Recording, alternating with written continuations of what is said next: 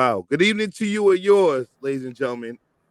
It is a new episode of the Three Amigos Podcast. And let me tell you something. It feels so different sitting at the helm this evening because BrandomThoughts is not here. My voice is a little bit hoarse, so I can't do the intros and start screaming everybody's name. But nonetheless, I appreciate and we appreciate you being with us this evening. Now we got a guest, but before we get into all of that, okay, I want to make sure that everybody gets a fair introduction. So first and foremost, all right, my brother from another mother. I don't have no intros for you, so I'm just gonna let you know that, right? I'm not gonna sit there and say lyrical, spiritual, criminal, minimal, or whatever BrandomThoughts said. You know what I'm saying? Right.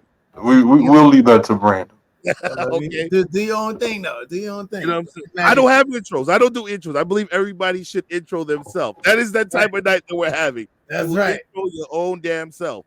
Big Daddy Cool SourDiesel, take it away, baby. I am lyrical, spiritual, miracle, aluminum, bar minimum, bar none.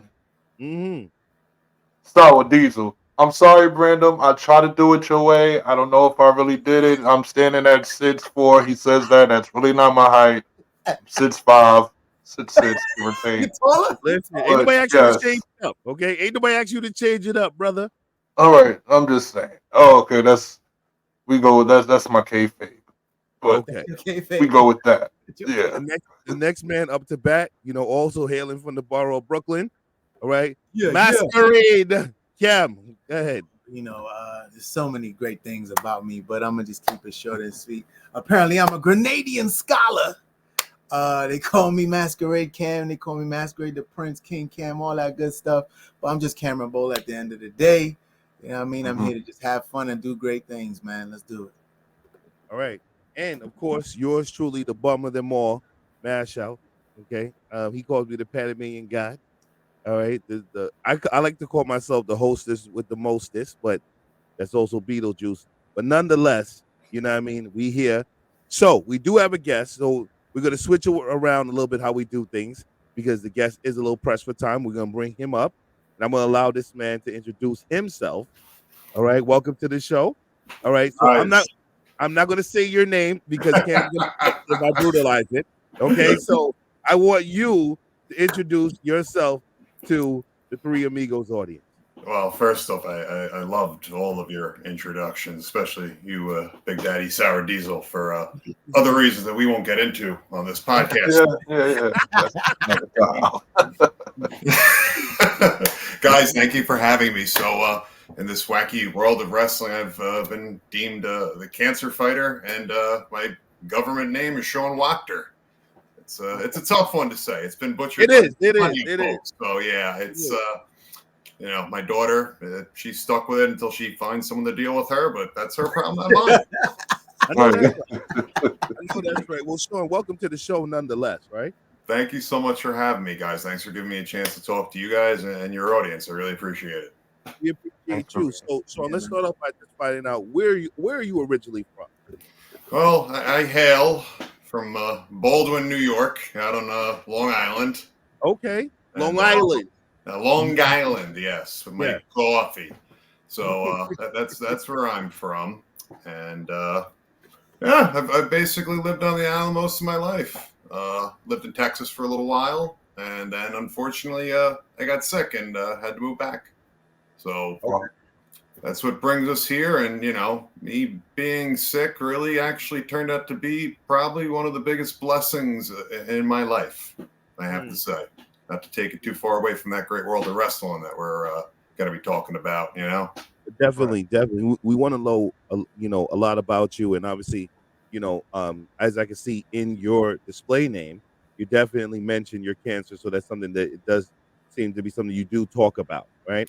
Well, it's basically I wouldn't be here speaking to you guys, in a figurative sense if it wasn't for my battle with cancer. Because with my battle with cancer, when I was fortunate enough through amazing research funded by the V Foundation or the work of the folks at Sloan Kettering Hospital or Melanoma Research Alliance, I would not be the only person of record that has beaten my rare form of cancer. Right. I was given 12 weeks to live back in 2016. Damn. And I get the pleasure of sitting with you gentlemen this evening tonight, getting to talk about what I love most other than my family, and that's wrestling. But when I was a senior in high school, wrestling had already been in my life since I was probably about maybe 3 or 4 years old. And I would joke with my father. I said, the biggest mistake you ever did was sit me down in front of Hulk Hogan and Macho Man. That's you're doing. Wow. So when I got to be a senior in high school, I'm sure you guys can see behind me, I got a few little football trinkets here. I played some college football. I played in the Arena Football League for a season. And when I was wrapping up my junior year of high school, we had a couple of Division II and 1AA schools knocking on my door. And my father was very excited, lifelong football fan. Not so much wrestling, but like I said, he's the one who did this. So I kind of snuck off and found the local wrestling school, which was Critical Mass Pro Wrestling, which is now NYWC.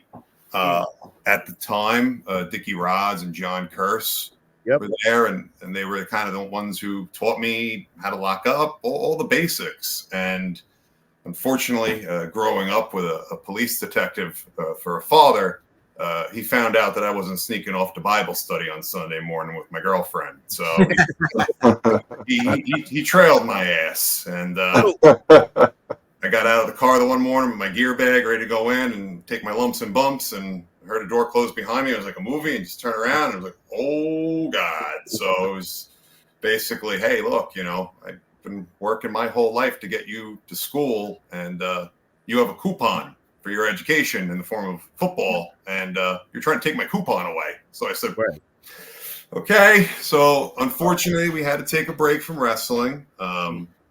When I was done playing arena football with my current tag partner, interestingly enough, Darius, the Juggernaut, my big 6'7", 350-pound tag partner there. Yeah, he's a big boy. He's quite the athletic specimen. But sounds like it, definitely. Yeah, we got asked, the two of us, by Gino Caruso from ECPW to take part in a charity battle royal after our last game. And we both grew up huge wrestling fans. We met playing arena football, but our commonality was wrestling, so much so that we would always ride together. We would sit together on the bus or the plane, and it's all we could give two fiddle-dee-dees about football. It was all pro wrestling, and when we got that opportunity, we enjoyed it. And Gino said to both of us, hey, I think you guys may have something. At the time, I was fortunate enough to be being looked at by the Toronto Argonauts from the Canadian Football League to go there and long snap for them. But, unfortunately, I couldn't hack it. I tore my shoulder up, and once that got torn apart, it was kind of like, thanks for coming, kid. You're done. Thanks. That was the end of the football for me as far as playing, but got into coaching. But once the shoulder was all healed up, I figured, all right, hey, that was a heck of a time I had there, getting to go out there and get to perform in front of folks with, that's what's great about wrestling. It's art, performing. It's such a great thing. And, I went back to NYWC, and at the time, Pat Buck, who is now with AEW, was the trainer. So I was fortunate enough to spend some time with him. Not a lot, but I got to spend a few months. Got a quick look at by Tommy Dreamer, put me through some paces, and he said something really odd. And at the time, I'm about 260 pounds, 270 pound lineman size. I'm about 205 pounds now. I'm a little bit leaner in my older age, but he said, kid, you run the ropes well. You take an ass beating pretty good, and we need you to learn how to speak German, and then we'll bring you down to Florida. I don't know what that was about. Everybody at the time, I guess, they wanted him to speak some other language, have a foreign character like Santino Marella or Vladimir Kozlov, if anyone even remembers him. Yeah. From his wacky days. Now he's doing great, making movies. But unfortunately, I was involved in a pretty bad accident outside of wrestling, and I broke my neck. Wow. And I needed neck fusion surgery. So to me at the time, unfortunately that door had to close again. And while I was learning to walk again, because unfortunately that was part of my injury, I was diagnosed with stage 4 melanoma with leptomeningeal enhancement, which basically means the cancer, which is normally a skin cancer, started in my brain through my eyes and traveled down my spinal cord. And that's where you have like a 0.00000 gazillion and one chance of even making it the full 12 weeks. And like I said, I am so fortunate now to be sitting with you guys about 7.5 years later. Wow. I have a beautiful daughter with my wife already, and we have another one who we just gave birth to about 7 weeks ago. So congratulations. Thank you very much. I'm truly blessed. But as we wrapped up this whole cancer journey with me, when I reached the DNA certification that I was in the clear, all my buddies, probably much in line with you, Mr. Big Daddy SourDiesel, wanted me to have a grand old party. And I said, oh, no, man, it stinks. I'll tell you, I have awful survivor's guilt. Being one of one in a situation like this really sucks, because there are so many wonderful and beautiful people out there that should have gotten the chance that I got. And when my friends were saying have a party, I wasn't ready to celebrate because I didn't win nothing. I'm not part of a team. I'm by myself, and it's a tough situation to be in. So they said, you know what? How about we throw a fundraiser then? Can you at least get down with a fundraiser? I said, all right, but I can't sing or dance, and I don't think anyone's going to want to come pay and listen to me talk for a couple hours. But they said, look, you've got all those connections in that wrestling world. Why don't you try to put on a little wrestling show? And I said, all right, I'll see what I can do. And, I kind of started to put on my little bit of a promoter's hat. That's why we had our little fundraising poster back there. Okay. That was for Sloan Kettering kids. And Gino Caruso and his crew from ECPW were kind enough to come on over to Baldwin in the American Legion parking lot there. And we had the first fundraiser, but going into it, my buddies were saying, you need to get back in the ring. And I tried to explain to them, it's been about 12 years. I've got XYZ wrong with me now. And they said, hey, look, if anybody can do it, it's you.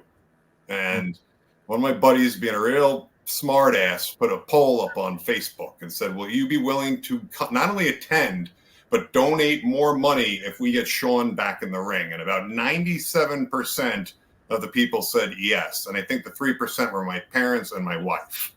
And so, Prince Akinaza from ECPW, Rob Chase, the Slam Burglar, did a wonderful job of carrying me through a match. It was God bless him, if he's a God-believing man. But essentially, that did great. We raised awesome money for Sloan Kettering kids, and we did so well with it. People said, well, you got to do it again next year. And I kind of said, hey, that was a one and done. And then my oldest came in and said the death kiss to her mother. She goes, I never got to see Daddy wrestle. Wow. So, you think people used to be afraid when that glass would shatter and Stone Cold would come stomping down to them? Oh, yeah. Mama Bird was going to put a whooping on the good old cancer fighter here. But she said, you get one more, and that's it. I said, all right, I'll take it. So a buddy of mine, not who I'm with now, but a friend of mine asked to kind of get involved with some training. We had some nice folks out here locally, Big Bear Bronson there. Bolt Bronson helped me knock some of the rust off, help us kind of put things together a little bit. And Gino was kind enough to give me and my knucklehead friend a shot at that ECPW tag belt back there. And we were fortunate enough that the cards fell our way, wrestling, some good Creative Pro talent, Tristan Kyle and Will Sussman. And basically I thought, that was fun. Childhood dream, check. And, being was a big event. No, it went even bigger because, we have the local politicians there because all the local camera and media are there and everyone wants to smile and click, click, click. And I was approached by the local paper if I minded them doing a story on me. And I said, look, I'll give you the results. I'll tell you how much we raised. And they said, no, we want to learn about you. And they did a lovely 2-page article, and much to my wife's chagrin, they slapped a big old picture of me like The Rock with the belt over my head, all diced up on the cover of the local paper. So I'm thinking, it's good. You have fun dropping the kids off at drop-off and look at the other dads, okay? That's amazing. No, literally, that's an amazing big dad story. flex right there. Yeah, exactly. So I just want to go back. So I know you talked about how you got into the wrestling business, right? Yes. But if you had to think of your earliest memory of professional wrestling, who was it? Like who was like your first original memories of wrestling? Hulk.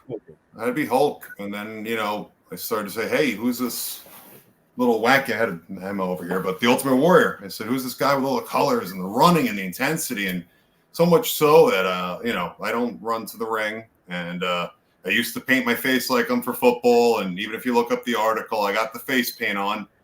But once we had that big article, that's when everything started to kind of come into play. And this is where we're at now, where you have the cancer fighter, because the V Foundation and ESPN found that newspaper article, and they reached out to me on LinkedIn and said, you're our person. You are an inspiration. And, like I said, the V Foundation funded the research that was needed to develop my treatment plan. So to me, that was full circle. But when they got in touch with me, they said, do you only wrestle for charity, or you still wrestle actively? So I'm a businessman, and that bell rang, and I said, I still wrestle. So NYWC welcomed me back with open arms, and I am now a full-time active member of their roster, and I am doing some wonderful work right now with them. As I said, the V Foundation, Sloan Kettering, and Melanoma Research Alliance, they're all going to be helping me use this wrestling platform along with New York Wrestling Connection to really let folks know that, who have had cancer or have it, that, hey, look, you know what? There is life during and after cancer. If a knucklehead like me can get out and live his dream and strive and push, you know what? I hope that somebody out there can get a little bit of inspiration out of it, because as I always tell people, if somebody can see me doing this and it could push them to live a little bit fuller or fight a little bit harder, then you know what? I go down the same damn road 1,000 times. I've served my purpose in this world then, because you know what? To live anything but a life of service on a second chance it would be a waste. So this is where we are right now. And this weekend coming up on November 25th, Sportorium out there in Deer Park, me, Big Darius, the Juggernaut, and former WWE Tag Team Champion Mike Mondo, who is our other partner in this little triad trios we have known as the Inevitable. We have some ass to kick, because the cancer fighter, as I say, hashtag not a gimmick. Darius, the Juggernaut, other than playing professional football with me, he is a former professional MMA fighter, and he does some crazy stuff right now. He does what they call medieval steel fighting. So it's basically like medieval MMA. And I've seen that. Yeah, I've seen that. Yeah, and like I said, 6'7", shoots 6'7", shoots 350, coming down from 400 pounds. He's a big boy with some athleticism. And Big Daddy Cool is over there a run for his money, right? Because he's a shoot 6'5". So okay. Well, I was going to say, you mentioned that before, and I was curious. Yeah. You got your working boots on. What's going on there? Even he has a little boost. He has working boots, but they're not wrestling working boots. Hey, look, guys wear the tack boots. Guys wear Timbs. You know what? Two asses. I'm more of a kick pad kind of guy, Okay, see, that's the thing. So now that's my gripe.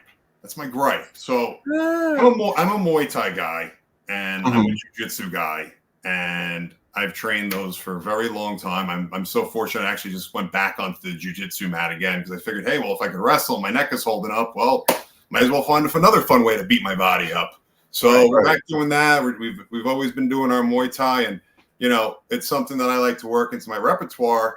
And someone said, "Oh shit, you got to get kick pads." I said, "No, I don't, because everyone wears kick pads." Mm-hmm. You see these? You see?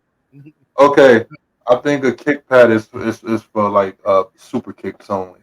Because you got to notice, anybody who has a kick pad always I can't throw a super kick, so that's a possibility. It may have something to do with the aerodynamics, the flow, cutting through some heavy fogged up air. Right. Like I said, I don't know nothing about that being a cancer. We don't know nothing. No, I don't know nothing. No. But no, back to what you said, Hogan, Warrior, and then, I kind of went through the progression. I think a lot of guys, a little secret here, I'm going to be 40 in about another year. So I, grew up 80s, 90s, early 2000s, those were my peak wrestling years when, you're not going out and working and everything. So the golden era. Exactly. So I went, Hogan, Warrior, Hitman, Shawn Michaels, and then, you had Steve Austin come around, and that's just kind of like, all right. And, funny, I'm the kid who's making the cards and making matches with little action figures, and I'm in third grade, and I'm getting my shoes broken by a bunch of bullies for liking wrestling still. And then when Stone Cold, NWO, Goldberg comes around, all of a sudden it's like, oh my God, that's so cool. It's like, I've known that for pretty much most of my life. Exactly. In the 90s. Yeah, no, the 90s were great. And, I'm glad to see wrestling evolves as the time changes. It's like, I've gone back to watch some stuff, and it's kind of like there are some things that unfortunately are not sensitive to the times we live in, or the things that we evolve and believe in as a society. And some of the stuff is a little bit cringe, especially the women wrestling, right? Yeah, that changed tremendously from the 90s to now. Exactly, and as a father of two young girls, aka Karma, it's basically Yeah. I went to Catholic school, all right? A good boy. That's where it's worse. That's worse than Catholic school. But no, I like how women now are being given their proper opportunity. I've with the Rose of the Riveter tattoo here on his arm, so I'm all about equality. And that's something that we have a wonderful women's champion at NYWC, Amity LeVay, who will be in action this Saturday. She does some great stuff. Former trained gymnast. She's someone to look out for. We definitely have a lot of talent over at NYWC, and as I like to tell the guys in the locker room there, we're really trying to replant the flag to be the premier wrestling organization on Long Island. NYWC has been around for 20 years, so we're coming off a pretty decently sized show at the Space in Westbury. I think we almost had about 2,000 people there. So my question literally was about Long Island wrestling, right? I just recently moved to Long Island myself. Okay. Welcome. Thank you. I grew up in New York City. So, so you probably want to get the heck out of here, much like I do, but hey, it happens. So, my question is, when it comes to Long Island, obviously, Long Island's very territorial. It's extreme. I've learned that from living here now. It's been extremely territorial. How do you describe the Long Island fans? Is it something that they're different from the New York City fans? Because, I used to go to the Manhattan Center back in the day, and it, is it a big difference between the fans?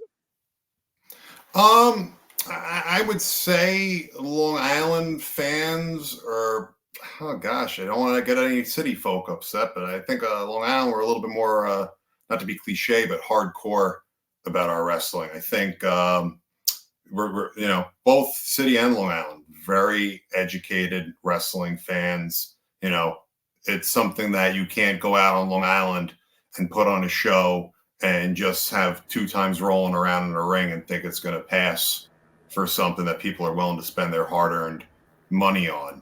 Right. So, putting on shows out here and making sure that you're successful and still relevant really comes down to, self-promotion, of the performers, but also too is just still getting in the ring and getting reps. That's the most important thing, because like I said, it's a higher standard out here, and it's you use the word territorial. I wouldn't say that there's any sort of turf war or anything like that. This is not like the Monday Night Wars, but everyone's kind of competing to get their fans. You have Create a Pro out here. They do a fantastic job. Their shows are very well run. NYWC, we're out kind of Deer Park, a little bit more out east in Suffolk, but same thing. We have the Sportatorium out there, wonderful facility, especially for a wrestler. We have locker rooms there, bathrooms, the whole nine. It's a great place. We actually have the original ECW ring and entranceway there, so it's like a little bit of nostalgia for you. But no, and then you have Remarkable out in Neconset. You have VPW. They're up and coming, and they really do a great job. VPW does not have a school, but they do run amazing shows and bring in great talent, and they frequently take some talent from us. They take some talent from Create a Pro. And I think right now, with everyone trying to come out of COVID after we were all stuck inside, I know we're a few years past it, but still not fully out of the woods. I think it's a great time for not only the wrestling promotions, but the wrestling fans as well. Now, are you traveling in between the different promotions, or are you strictly right now? I am at NYWC just because of the fact that that's where I started, and that's where I'd like to finish. And also too, not only am I teaming with Mike Mondo, but I am getting a master's degree in professional wrestling under his tutelage. That's right. Both me and Darius, we're a shoot trio. We train together, we talk together, we have Zoom calls together. Half the time I don't think they're listening to me, but hey, that's their business. But I'm kind of the fall guy. We got the tag team champion over here, and we got the 6'7", 350 beast. It's kind of like, I just got to run this thing a little bit, but luckily I can back it up. Well, I want to ask, how do you feel about the current day wrestling product, right? Being that we have a WWE, AEW, Impact Wrestling, MLW, and we also have, ROH, I guess, and we also have NWA. So how do you feel about the current product now? As a wrestling fan, I love it. I really do. And it's, I was speaking with someone from AEW recently. I'm not going to name a name. It's somebody that works in corporate. It's not anyone exciting, but nonetheless, I was telling them about the other night and the show that they just put on. And I said, you did a wonderful job. Because he said, what did you think? And I said, they have that old saying, wrestling is ice cream. And I said, you opened up the perfect scoop shop because you had a little bit of every flavor to offer somebody, even with that Hangman match and Swerve Strickland last night. That was even something I had to turn away for a second. I was like, oh, man, this is getting downright dirty. Hell of a match. Great job by both performers. But like I said, scoop of ice cream for that. Maybe that's not your thing. We have Tony Storm over here. There's a scoop for you. Maybe you like the whole MJF storyline, scoop over there. So they did a great job last night. And I think that that's something that if one promotion doesn't maybe have the flavor you're looking for, and, there's another scoop shop down the block with, WWE, not that they're the young guys on the block, but hey, they have their style. AEW's got their style. Impact has theirs. NWA has theirs. MLW has theirs. And New Japan also, another great promotion. There is so much opportunity out there for people. I think that right now is a heck of a lot different getting involved in wrestling than when I tried and got hunted down by my father there, because, I had to go and find the place hidden behind the Chuck E. Cheese in Hicksville in order to learn how to, work. And I had to find the guy at the gym, and be like, hey, you know anything about wrestling?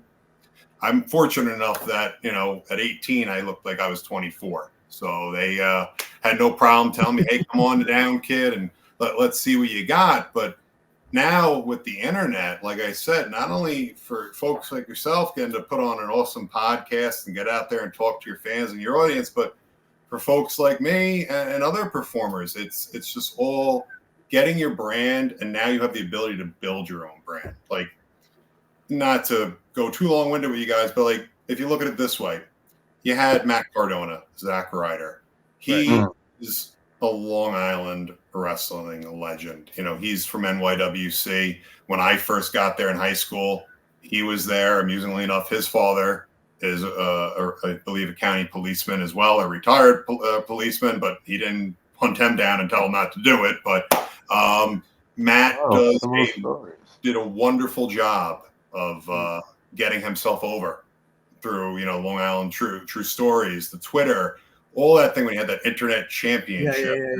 Yeah. He really kind of laid the road work for everybody, and it's great. Even, you know, seeing people take the cell phone and go into a bathroom and shoot a promo, you know, it's like, okay, please tinker with the background, but, you know, you're still getting opportunities to, even in your local promotion, to grab the brass ring. Right. You know, and if you grab that ring, no one's stopping you from working harder to try to grab a bigger one.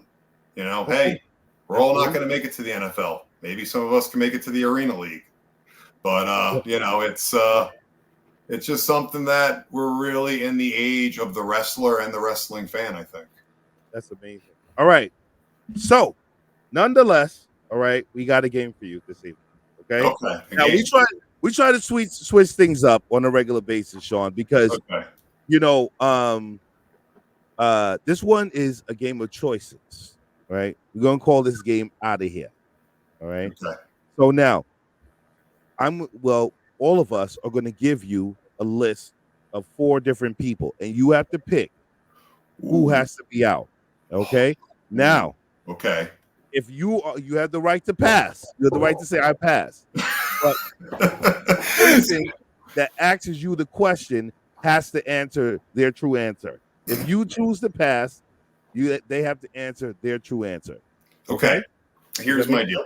I will gladly play the game, but in exchange for me playing this game, let me share with your audience my odd way of thinking so I don't offend anyone or any workers. So you know how you got that whole thing like who's we don't need no Sean. It's got to be authentic. We don't want any prerequisites, Sean. Okay, I'm just gonna tell you.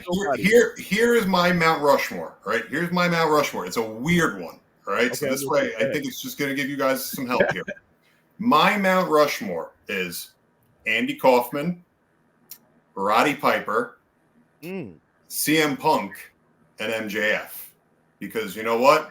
Those guys are probably the 4 best that I've seen in my lifetime that can actually work heel, but get over as a face.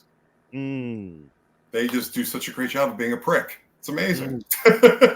All right. Let's, the heat that was on Andy Kaufman was serious. Like that was like, that was before the internet. You know, no one knew what was a shoot, what was a work. And when he went on Letterman with Jerry Lawler, they didn't even clue Letterman in. No, they didn't. They did no clue. Yeah, no clue. And then you know what? That's awesome. But that to me, Andy Kaufman's one of my favorite wrestlers, just because he was a fan and a celebrity who appreciated the art and the performance that wrestling is. And he knew he wasn't a big guy, you know, he was a kid from Long Island, you know, small little guy who could talk. But, you know, he wound up going ahead and played to his strong suits. And, oh, man, like you said, murderous heat in the sound. Gosh. His heat was crazy. Cam, why don't you take the first question? All right.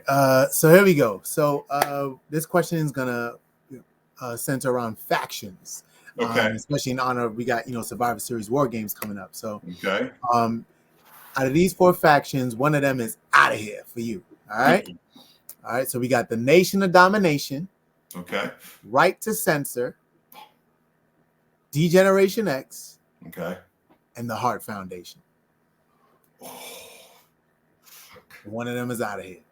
Now, there's so many different ways you could look at this, though, because it's like you kind of. But are you double dipping with the Nation or Right to Censor? Do we have the Godfather? And do we have Tom Lambeau? What's the deal with that? Are we double dipping now, there? Now you got to pick which one was better. You got to pick which version of Godfather you like better. Okay, so then you know what? No, and this has nothing to do with any of the workers, any of the boys, but the right to censor. I'll see you later. Right. Okay. Hey, you know, it was a tough one. That's why I had to ask you about the Godfather there. Is he's still going to kick the living crap out of me or any of us, but you know, it's whatever outfit you want to put on him. But I just want to make sure. Okay. All right. Question number 2. You ready? Okay. Yeah, I'm ready. This one is based upon star power. Okay. All right. And Hulk Hogan. Okay. John Cena. Okay. Ric Flair. Okay. Stone Cold Steve Austin. Wow. Oh, wow. What's the next question? Pick between one of my kids? Like, come on. Oh. So is that a pass? Is that official pass? There's no logical way that I can answer that question. That is a pass. That is seriously. And Come on, MashOut. Come on, Right. MashOut. What's your answer? MashOut, you got to answer. Okay. All right. Okay. I'm gonna try to put my personal bias aside. Okay. That's hard. That's hard. Yeah. Try to put my personal bias aside. I will have to say John Cena, and I'm gonna say why. Okay. I'm going to say why. Stay with me for a second. Don't make your faces. I'm going to explain why. Most logical choice. Hulk Hogan makes me sick to my stomach. Now, I've never liked Hulk Hogan. Let me explain. Hulk Hogan's a real life heel. All right. He works heel. Yeah. No, I think Hulk Hogan was always a heel, but I just think that WCW brought it out. Now, I will say this: Hulk Hogan is synonymous to professional wrestling. Yeah. My grandmother, who was a huge Bruno Sammartino fan, right? My grandmother, God rest her soul, used to say, "Oh, is Hulk Hogan still on?" And she asked me that back in like 2008, right? And he still say yes, he is. At that time, yes, he was. He's still going. Yes. Ric Flair. I think that Ric Flair is the greatest professional wrestler of all time. I think that no one has done for the business what Stone Cold Steve Austin has done, right? Because Stone Cold Steve Austin saved the WWE. And I think that all of us are in the same age range here. And one thing we can remember is stunning our friends in school. Okay, everybody can remember giving their friend a stunner, right? Oh, gosh, yeah. Girls. Everybody went and said, "What?" At least a few times. Right. Couple seconds. I think that John Cena is going to surpass Ric Flair in the greatest of all time. I will say that. Like I always say, let me explain my theory. I always say there's certain inevitables in life. The inevitable. Exactly. Clearly. Tom Brady's going to go down as the greatest quarterback of all time. Okay. Yeah.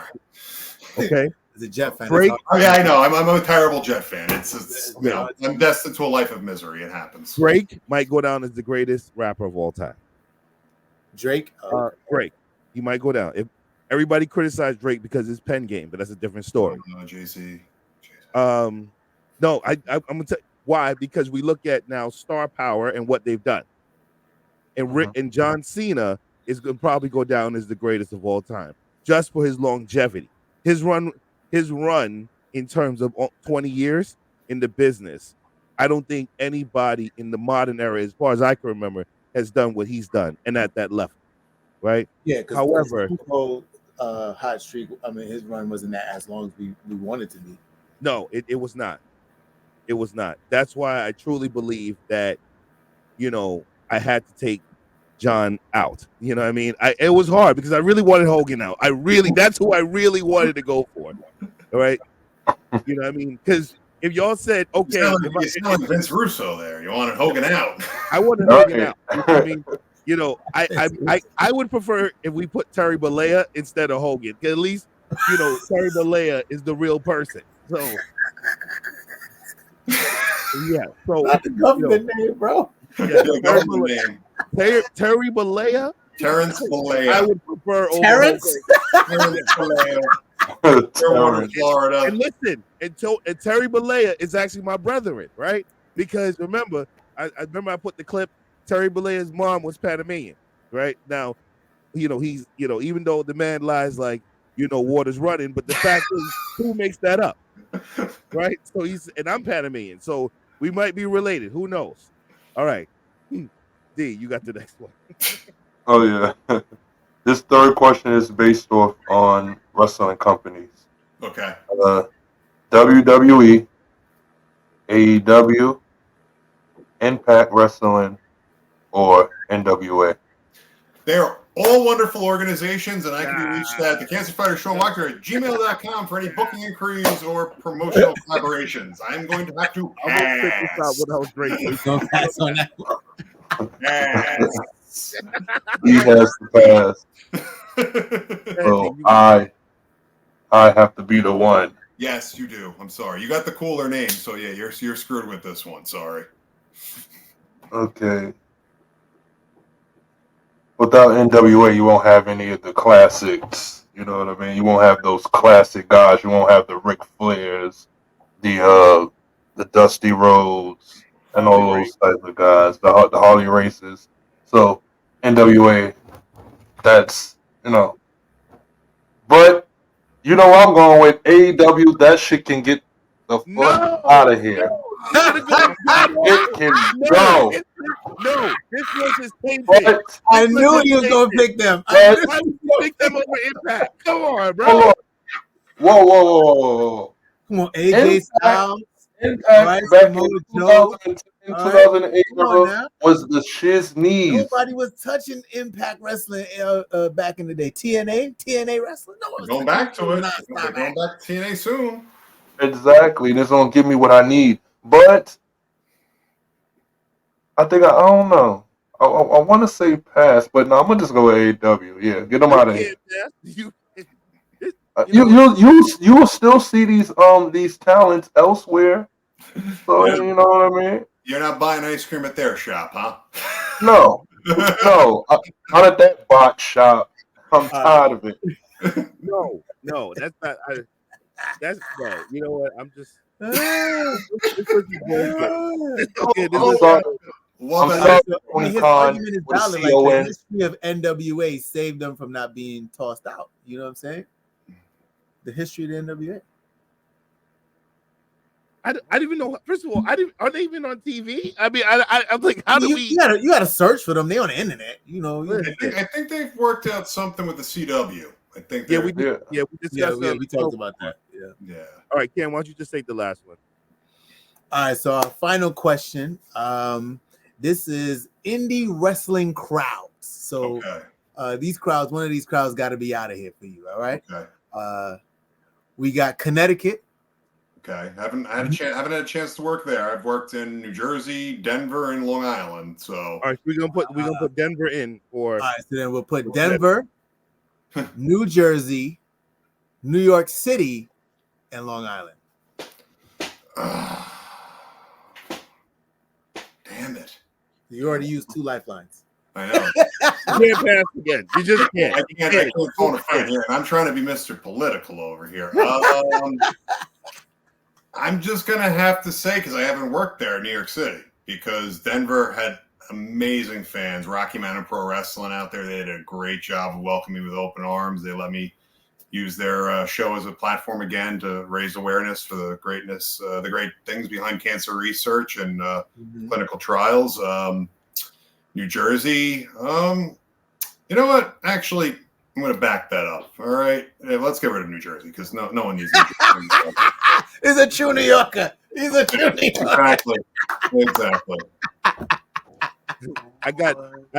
Well, you know what? As a lifelong suffering Jet fan who had the misery passed down to him, as I have passed on to my 2 daughters, they can take the Jets too and get the hell out of here. I'm a Jets fan, so I'm a big Jets fan. Yeah, unfortunately, I am. As like I said, it's just Oh It's man, not easy gloves. It's not easy gloves. I'd like to feed Zach Wilson to the Juggernaut there. I think they could have used Big Darius today playing left tackle. Oh, they could have, but today was brutal. It was brutal. It was horrendous. I actually was out getting a tattoo done, and my buddies were sitting there with our little group text. Oh God, this is terrible. I probably got home. There might have been a whole half left. I didn't even bother turning on television. I knew everything I needed to know just from those text messages. Sometimes I yell at the TV and say, "What game are you playing? Like what game I are think you they're confused. I think they're confused. They could use some para-educators, maybe some one-on-one aids to help some of those para-educators. Yeah, he's right. They could. They need extra help. They need some special help. I would say they need prayer, but they got rid of Tebow, so that's not going to happen. I think, like I've told my kids, you just have to embrace this, and you'll have to learn what it's like to be a loser at something. So this is what it is what it is. I'm just very thankful CPS has not been called on me yet for raising my kids Jet fans. So oh no. Child Protective Services. I made those poor girls sit down and watch that game. They yank them out of my house. Sean, before we wrap up, we got 2 questions that were sent to us. Number 1, in your opinion, most underrated wrestler of all time. Most underrated wrestler of all time. I'm going to go with Al Snow. Okay. Because I think Al took whatever was given to him and was able to try to work with it. But much like Steve Austin, when he went to go find himself in ECW and was able to have a little bit of creative reign, that's when that whole head gimmick came about. And, I remember probably being about maybe 8th grade watching him, Shane Douglas, that was like a real wrestling crowd. That reaction he got, it still pains me that they pulled him back and they had him go back to WWE, and they did the whole thing where Lawler shoved the shampoo bottle inside the head, and they said, "Oh, head and shoulders, so you could be pinned." So, Al too, having conversations with Mike Mondo over there, he said, Al is probably one of, if not the best wrestling trainers in the world. So, to be able to not only perform at a high level, but be able to teach others how to do this at a high level, to me, that's underrated to a T. Are you watching the Netflix show on? Well, being that Mondo is in that, that is like required viewing at NYWC. He's, I think, in the first episode for about a good 30 seconds. They're showing him break up a whole schmaz with Dolph Ziggler. All right, Sean. I know you got to go. I want to thank you for your time. But before you go, I want to give you a couple of quick fire questions. All right. Okay, go ahead. Ready? All right. Cool. So, what is the name of your finisher? The name of my finisher is a double team move that the Juggernaut and I do, and we have so lovingly named it after WWE. It is called the Unwellness Policy. All right, I like it. Was that named after Lex Luger? Big D. Was that the no? Lex Luger. Oh no, it's just you're not going to be feeling too well after I clothesline you off of Big D's shoulders coming off the top rope like the Doomsday Device. So yeah. Oh damn! It sounds like a clothesline from hell. Oh, Doomsday Device. I'm guessing. It's the end. That's all it is. The end is inevitable. Yeah. All right, so what? Let me give you the next one, right? All right. What's your favorite faction of all time? The Inevitable. I know that's right. I walked into that. I know that's right, Sean. Mean Street Posse. Huh? No. Mean Street Posse. Mean Street Posse. Got it. Come on. Guys, Dolph Ziggler was in there. Dolph was definitely in there. No, he wasn't. That was the Spirit Squad. Oh, the Spirit Squad. Yeah, that's what Mondo was in. But we don't bring up that around Mondo unless you want your arm shoved up behind you. So for real, he was in Spirit Squad. Yeah. Oh, wow. Yeah. I ain't never knew that. All right, so you're 38 years young, right? Yes, sir. When is your birthday? My birthday is next month. And You December? Yes, sir. Like us? You a Sag or a Cat? Let's go. Come on. You a Sag? 1984 is a great year. Oh, come on, Saggies. You guys are probably all shocked. They look like that guy right there. All of you. Say it again. You guys are probably all shocked because they look about like 20 years older than all of you. Yo, I swear I was about to say that. Like, yo, when you said that, I was like, what? Yeah, I know. By the way, Any comparisons to any other? Wait, no. By the way, hold on. By the way, this is a conspiracy against you. All right, this is ridiculous. Because What are you talking about? Shut your mouth, Cam. Because I am a Taurus, and everybody here happens to be born in December, and Brandon is born in December. This was a setup. Y'all brought this man on here. Yeah, right. We did. I don't even wrestle. This is not even my off. I don't even Greatness just happens to be born in December. You know what I'm saying? That's all. No need to be mad. It's me against the world. That's what's happening here. Sean, December what? Oh, we can't give that out. Come on. Being a little rude there. All right, man. Thank you for your time. No, thank you because I'm sorry. We had one more question from the audience. Go ahead, please. Okay. So, what would you say was one of the worst experiences you ever had in the wrestling business? I wouldn't say it was the worst, but we'll just go as far as injuries are concerned.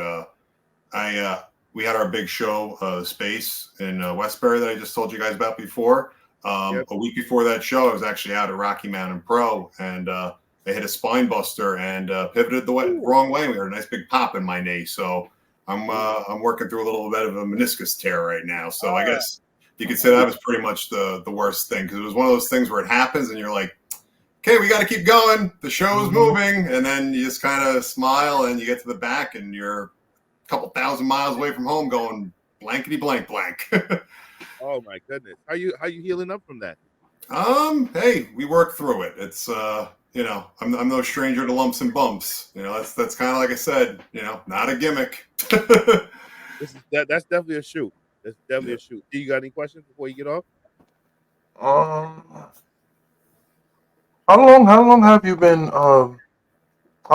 been training? Like, and you said earlier on, you said you were in Texas before you came back to New York, correct? Yes, because I'm guessing, was Texas your first wrestling state? Did you start it?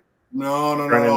I had started out, like I had said, at NYWC when I was 18, went back to them again when I was about 26, 27, and then went to Creative Pro to help me with my fundraiser, and then wound back up at NYWC right afterwards. So probably total combined training time of professional wrestling, we're looking at over a year, probably in ring. I've been fortunate enough though to 12. I wrote a list down. I'm not going to rattle it off now. This won't be like Jericho's 1,000 holds, but I think I wrote it down. I've actually studied and practiced over 9 different martial arts over the course of my life. So, prior to doing wrestling, I also, when I was a much larger man, had an executive protection company, and we did some work for some pretty well-known people. So, yeah, I used to be a pretty big boy who knew how to take care of some stuff if need be. And hey, I could still give a whooping or two. And that's why I got that belt behind me. Gotcha. All right. Sean, boys, it's a pleasure. Thank you so much for having me. We had a great time, man. But next time I want to be on location with Mr. Big Daddy SourDiesel. So we could listen, man. Yeah, so we could have a pre-taping meeting there, Exactly. Express our thoughts. Yes, be creative. Wrestling is art, as I've said. And it's the smoking section. That's what we like to call it. What? Go ahead. Where can we find you at? Well, you could find me at The Cancer Fighter, Sean Wacther, on Instagram. And like I said, very fortunately right now, my home promotion is New York City Wrestling, New York Wrestling Connection. Wow, I'm going to get some flack for that one. But you could see us this Saturday out of Deer Park at the Sportatorium. QT Marshall is going to be there. The Inevitable is going to be in action defending our newly won trios belts. And we have a couple other great matches. The Big O versus Conway for our championship. Big O is going to have his work cut out for him. Mr. Conway is on the up and coming, and definitely one of the names that you'd be looking out for. All right. Well, I'm definitely going to give that we appreciate you for stopping by the show. Thank you so much. Thanks for having me, guys. and we're going to try to come out to one of your local wrestling events because we want to support you. Please come on out. Let me know, and you guys will be my guests. Yeah, baby, Long Island. Let's go. I'm holding you to it, and I send you a DM. Sean. I'll bring the tickets. You guys bring other things. All right. And we'll. Oh, wait, hold on. We'll let one more. Sorry, Sean. Yeah. All right. So we'll see you soon. All right. Thank you, guys. Like I said, I'm going to hold you guys to that. So you will be my guest. Let me know when you're going to come on down. We'll have some ringside seats for you. Oh, all right, Sean. Thanks, Sean. You guys be well. All right. All right. Have a good night. All right. So that was a cool interview, right? That was really good. It really was. It was fun, yeah. Man. All right. So moving right along. Now into we're gonna have to just roll with the punches, fellas. We're gonna have to do right now. This turnbuckle talk. Let's go turnbuckle talk. All right. So this was a very interesting week for professional wrestling. There's so much stuff in so little time, and we definitely gonna get to it. First and foremost, all right, the WWE Backlash is gonna be for the first time in France. All right, WWE's first PLE event is going down the day before my birthday, ladies and gentlemen. May 4th, 2024 is going to be in France. Sour D and Cam said they're both buying my first class ticket to the event, plus hotel stay and hotel stay. No. We're gonna put you. We're gonna put you in a hotel right next to the Eiffel Tower. Trust me. Oh, okay. I don't know. I mean, I was in a great neighborhood. You know what I mean? I was just in down to the Louvre, all that. We about to be some niggas in Paris, okay? No, that's all right. Now what's out there for Fashion Week? Exactly. We notice because you got your swag going. We see you. All right. So, fellas, what you think about that?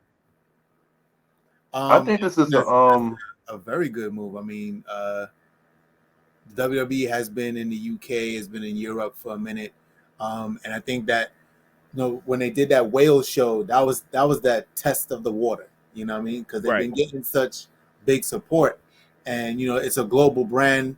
And for years, they're they're going out to Saudi Arabia and all this other stuff. They did Australia a couple years ago, so I feel like we're gonna get a lot more European destinations for the PLEs and the big shows and stuff. All right, hey, what you got? Well, this is a great thing. We'll be able to see other people that's like us that love wrestling, because this is not so often we see WWE go to these places. Like you just said earlier, Wales. Now they're going to Paris, France.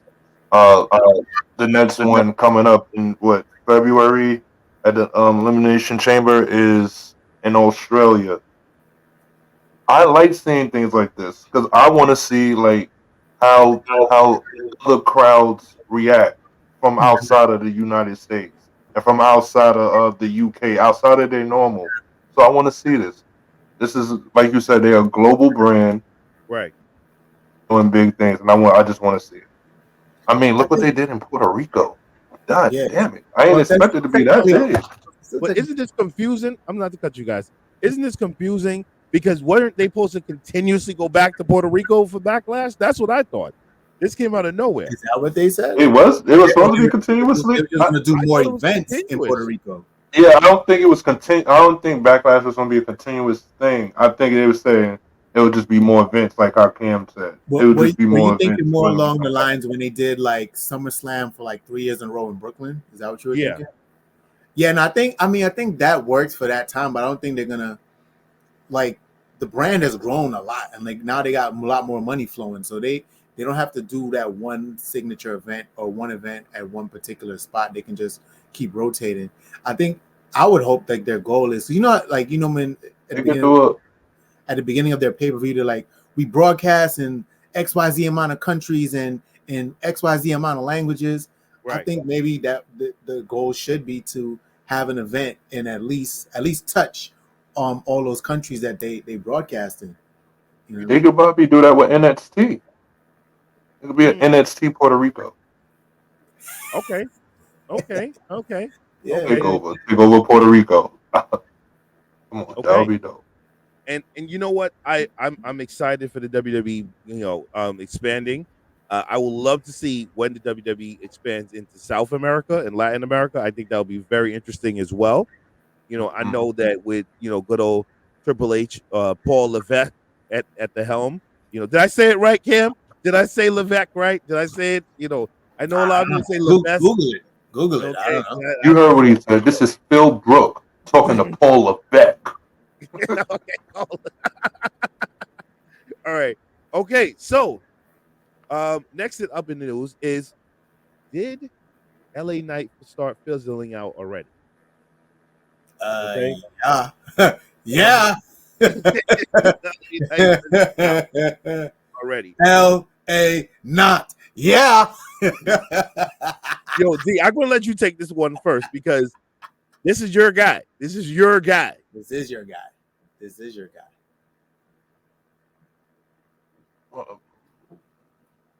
What makes you think he fizzled out? Because he lost to Roman? Is he on the You about to cut a promo? I feel it coming. I feel it coming. Because he lost to Roman? Because things hasn't been looking so up for him lately? It hasn't been so, yeah.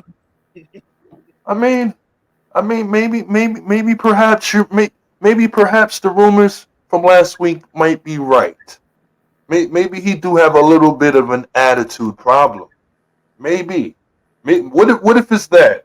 And if so, we gonna sit you down for a little while because you think you too much of hot shit. Yeah, you the top merchandiser, but we gotta let you know we can sit your ass down at any time.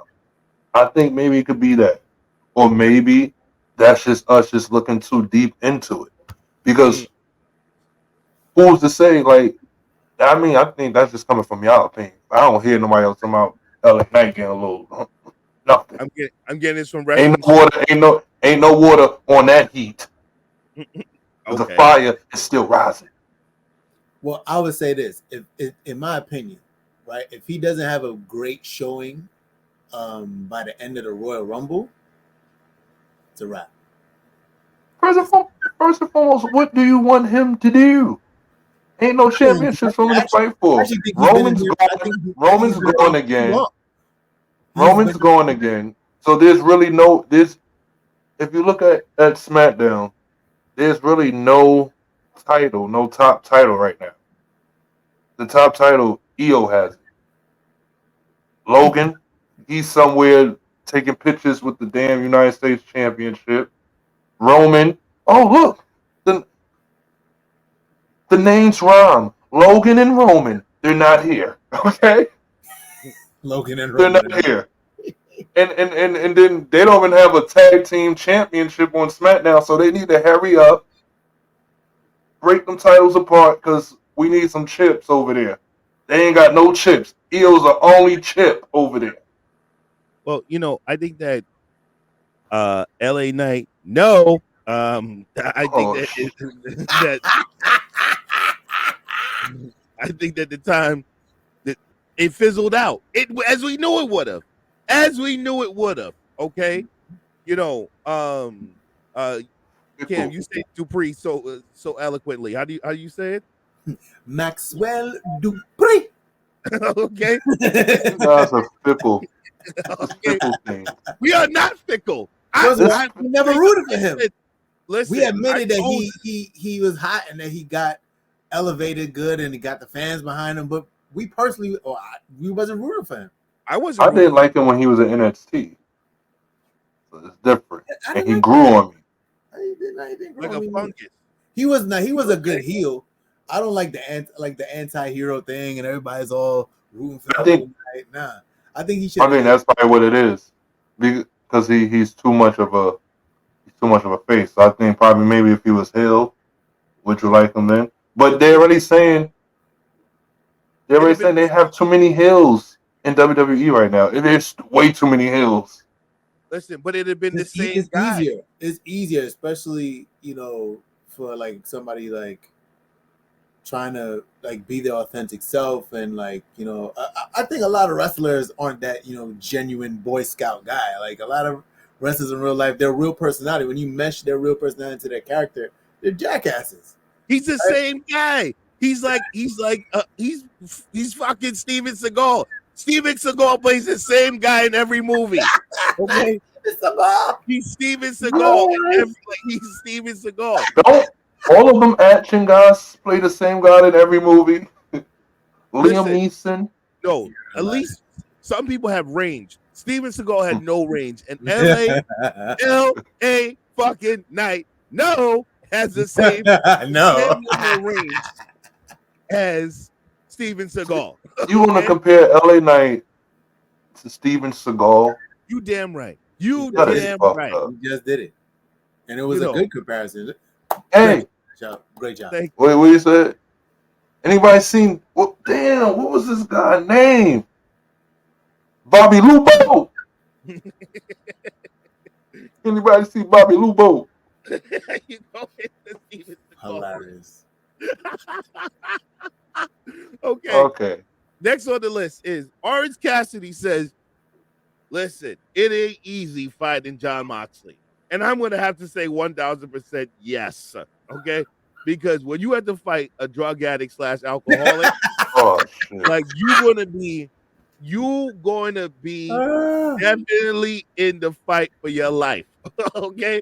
That is good. They get a strength to them that you can't beat. Okay? Because when you know what Jay-Z said, when the Remy in the system ain't no telling him up. You know what I'm saying? Listen. You know what I'm saying? If you can't, let me tell you something.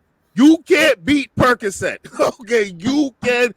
If you wrestling against Percocet, you're going to lose. Okay, the perk will always win. Yo, you know what's crazy about watching a Jon Moxley match? He's the only wrestler I know that succeeds at whooping his opponent's ass and whooping his own ass at the same time. It's like, you ever realize his opponent's not the one making him bleed. He makes himself bleed, right? Yeah.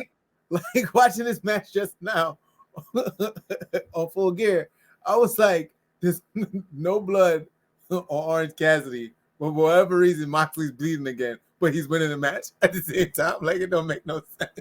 Oh, you see, I missed that match. They had that was on the card, right? Yeah.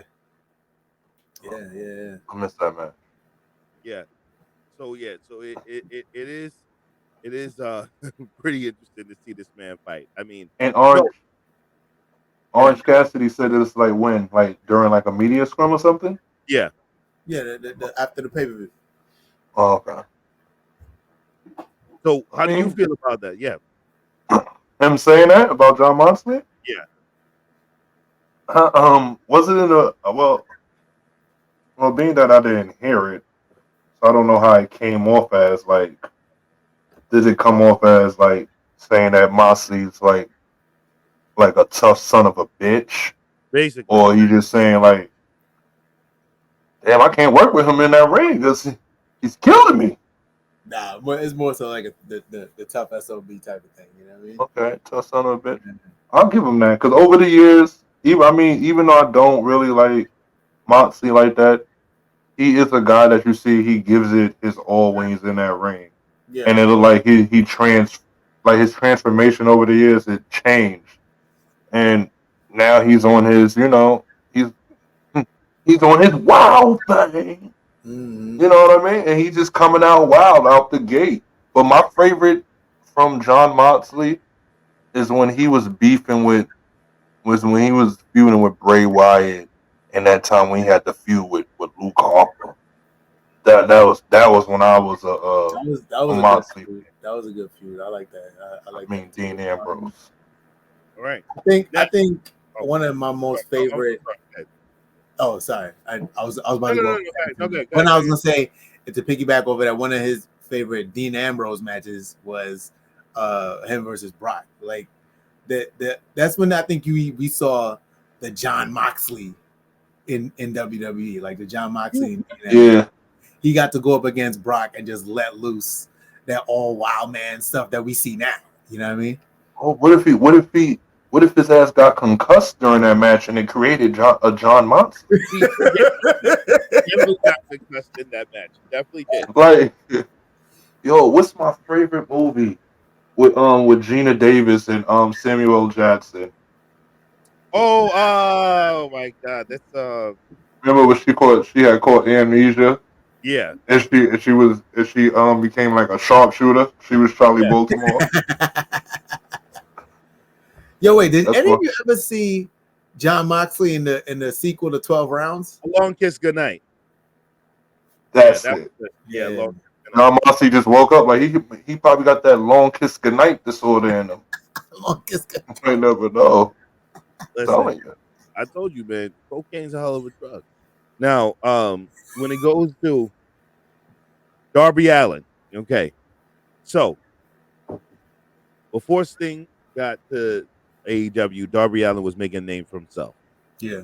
Sting got him, put him over, right? As actual, decent wrestler, I guess. Now, after Sting leaves at AEW Revolution, what's next for Darby Allin? I don't see him getting booked badly. He's gonna have more progression. I would say, or at least that's what the hope is, right? Like he has more progression. His in-ring style I would hope makes more growth and adjustment, right? Like even though there's a lot of the death-defying things that he does because he has such a small frame, the fans like. I don't think that's very sustainable. But then again, he just may be built different. I see him like going more so to like have that aspect, but I think more technical would probably be something that he could start adding to his repertoire in order to help him. And as far as his character work is concerned, he could stay face, but I think it would be interesting to see Darby Allin as heel, only because he already has like that gothic dark persona. You know what I mean? Okay. Wait, what you got, Dave? After Sting leaves, I perhaps see Darby Allin possibly getting fucking taller and putting some more meat on his fucking bones. You skinny little fuck. Like, what you need to do is go put away your skateboard and go put away your Prius and become a man. You need to be a man because you look like a boy. You're out there doing boy shit. Now, technically, according to your backstory of when you used to wrestle, you and him have a lot in common. Okay, because he done the same things you did. So that's not fair. That's not fair. That's the pot. If you let me, I'm gonna give you the West Indian version. That's the pot calling the kettle black. Okay. Well, I was a little crazier back then, and I'm suffering from it. Okay. Earlier, I couldn't put my sock on because my hip hurt, so I couldn't bend down all the way. That's called it almost cracked. But listen, I'm not done with Darby Allin. What is going to happen is Sting is going to leave, and they're just going to put his ass in another faction because here in AEW, that's what the fuck they do. As soon as you leave from one person, you go to the other one. They just hoeing these niggas out. They just put them anywhere they want to go. I agree. That's what they do with them. You are go over here. What did the New Day used to say? They're a bunch of groupies. That's what they do. I said, what faction would he fit in? That you think? Oh, what is that stupid one? He'll make his own. No, what's that one? I was gonna say the oddities, but that's not it. What's the one? I think it is. Hangman Adam Page is in it. Was in it. Oh, Dark Order. The Dark Order. That would only make sense. I mean, if he's trying to be aloof, yeah. But I think, like I said, if he turns heel, he should go to the House of Black. Okay. There's right? about He already has that kind of gothic feel. You know what I mean? But if he's trying to be I can see aloof, that. then I guess the Dark Order. You know what I mean? But I Listen. feel like the Dark Order is like they should have been what the New Day is, right? Like a little bit like Yo, they had What? Yeah. when I say that, like they should be not the New Day, Judgment Day. I'm so sorry, guys. My fault. Well, let me 'Cause, say like, that. the direction that Edge was taking the Judgment Day And was the like, colors, the colorway, yeah, and with all like no, that. with this dark era, right? So I feel like the Dark Order could like they should have been a heel faction that had like that, you know, mythological like dark kind of aura, but like they're more focused on being goofs. Let me tell you something. There's about 81 people in the Dark Order, and I have no idea who's in the Dark Order. That's because the Dark Order, You got Dark Order is made up of a whole bunch of fucking grown ass men who a watch bunch this of fucking anime. it's a No, bunch- that's who they are. They watch anime and they got like a bunch of fucking Funko Pop collections in a fucking in a room. Like the fuck? they should call Dark themselves Order. the Job Order, the Jobber Right. Order. All you know what AEW talent look like? They all look like they just work there so they can get a fucking PlayStation. Like something like some type of technological advance. It's not that Well, bad. It is. It is Like I not. gotta get that iPhone. I have to get that iPhone. Listen, you know what it Gotta is? get the Here's what it is that it start, you know, they say the fish rots from the head, right? Mhm. So it starts from the top down. If the owner of the company doesn't set the tone, the rest of the people won't do it. And Mhm. that's why it's very wishy-washy. The product can be I think the product could be a lot better. I think they have a great talent roster. I just think that a lot of people are used incorrectly. That's just what it is. And their show is more like stopgap. It's like I was talking to Brandom Thought the other day about AEW pay-per-views. I said they put on incredible pay-per-views, but how the fuck did we get to the storyline? Yeah, Okay, how the fuck did we get to this? That's what ultimately what the issue is, I think, with AEW. But you know, I only got one more, and then after we're gonna turn it over to the smoking section. So let's talk about the ratings. You know, I love this stuff. You know, I love. Yo, I seen you put that in there. I didn't believe you. You I know, don't even believe that shit. But go so ahead. SmackDown did 2.2 million Friday night that just passed. yeah, with no Roman. With no Roman, AEW Collision did 252,000. And this is the second. These are both the second flagship shows of both of these companies. 253,000, bro. I don't even think did NXT ever did something like Gave them that. an additional 1,000. It was actually 252. But yes, Yo, MashOut is a real life heel, bro. He's a real life heel. That's crazy. And okay, sorry. and this was their go home show. That's the thing. This was the go home show. Because remember, Collision came on Friday night. Because Saturday was Full Gear. Mm-hmm. Why would they do that though? Why would they? Well, I think anytime AEW, the problem was is that they decided that because you know Collision's a Saturday night show, they was going to give you 2 hours of AEW and Three. You got oh, three. right. Yeah, Three. right. 3 hours of AEW. That way, you know, they could go head to head with SmackDown. It just showed that they still not ready. Like they want to try to touch the crown, but it's not gonna happen. You know what I mean? Not gonna happen no time soon. I'm not even gonna hold you. I didn't even know fucking Collision. they was coming on the same night. Now that I think about it, I do remember seeing that they said it was supposed to be going head to head, but I actually forgot that was happening, and I knew that the event was on Saturday, but it never seemed for me to think like if the event is on Saturday, then what goes to Collision? Like what happens with Collision? I actually forgot about that, and they moved. They moved their days too much to where like it fucks the fans up. You can't put that on a Friday. because we all already thinking about it's WWE SmackDown. And what time did they air that? It was at the same time, 8 Same o'clock. time. At I 8 want o'clock. to know why AEW shifted from Sunday. Like, I feel like they should. started the Saturday night pay-per-views. If you remember, They started that first. they Right, started but- that. Okay. Well, technically, WWE started it first because they had the 2 event of WrestleMania. Well, remember, they only went 2 events started in 2020. AEW started that in 2019. They did? Yeah, it was 2020.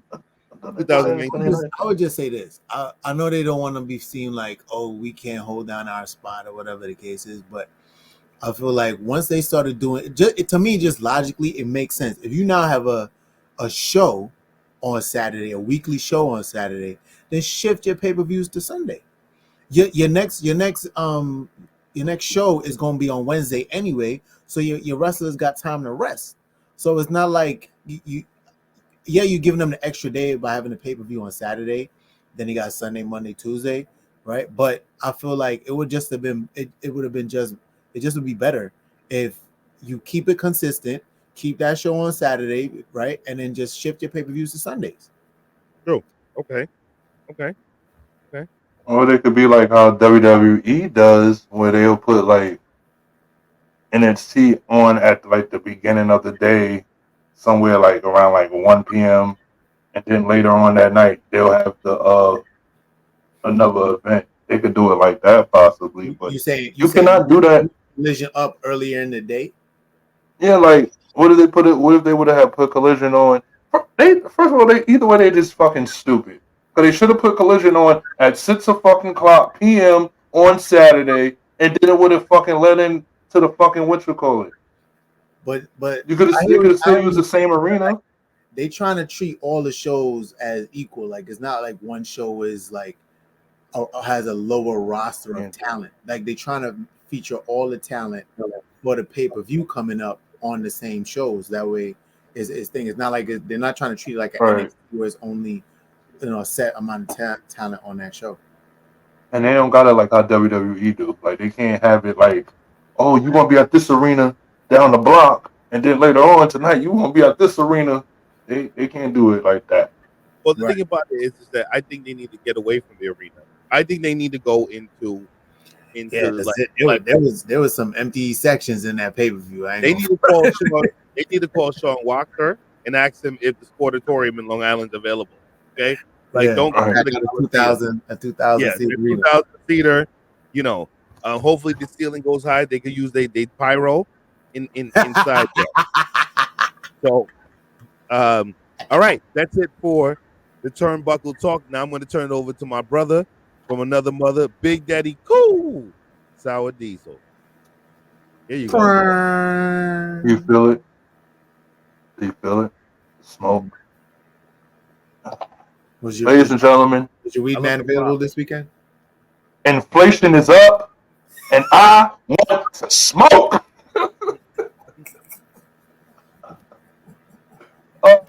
Welcome to the smoking session. I do be SourDiesel, and I'ma just break it down to you. I'm gonna tell you some things I got some smoke with. Right about now, I reported it last week that your boy Will Ospreay was possibly gonna go to WWE, right? Because WWE and NJPW, they was gonna try to work out some type of deal where they could, maneuver, have his guy Will Ospreay come through in the Royal Rumble, do his little thing, and then have our little hopes up, like they're gonna sign him. But no, ladies and gentlemen, he did some other shit. He could have went somewhere else, but we already knew he was on the go. He signed with AEW. So Tony Khan's big announcement that he wanted to wait for on Saturday because he said he was going to sign somebody, and happened to be Will Ospreay. Now, I don't have too much smoke, but I have some smoke because I wanted to see Will Ospreay in WWE or in TNA. And my whole thing is, You always gotta stop at the store before you come home. You could have stopped at the store, motherfucker. You could have stopped at the store before you went home. Could have came to WWE, could have spent the block, come see how that looked. But you didn't. We seen you in AEW before. We seen all that. But you probably had something better for yourself in mind. And if it's that, then I can appreciate that. Now, with that being said, we can see some good matches between him and I think he already wrestled Daniel Bryan. Well, we can see him wrestle against Ken. Damn, we already seen that. Here we go. My point is, we already seen you fucking wrestle them, bitch. Yeah, go ahead. You should have you should have stopped at the store before you went home. Let me say this. I rarely do this on the show.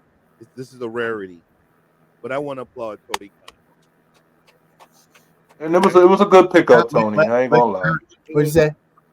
I want to applaud Tony Khan. I'm gonna tell you why.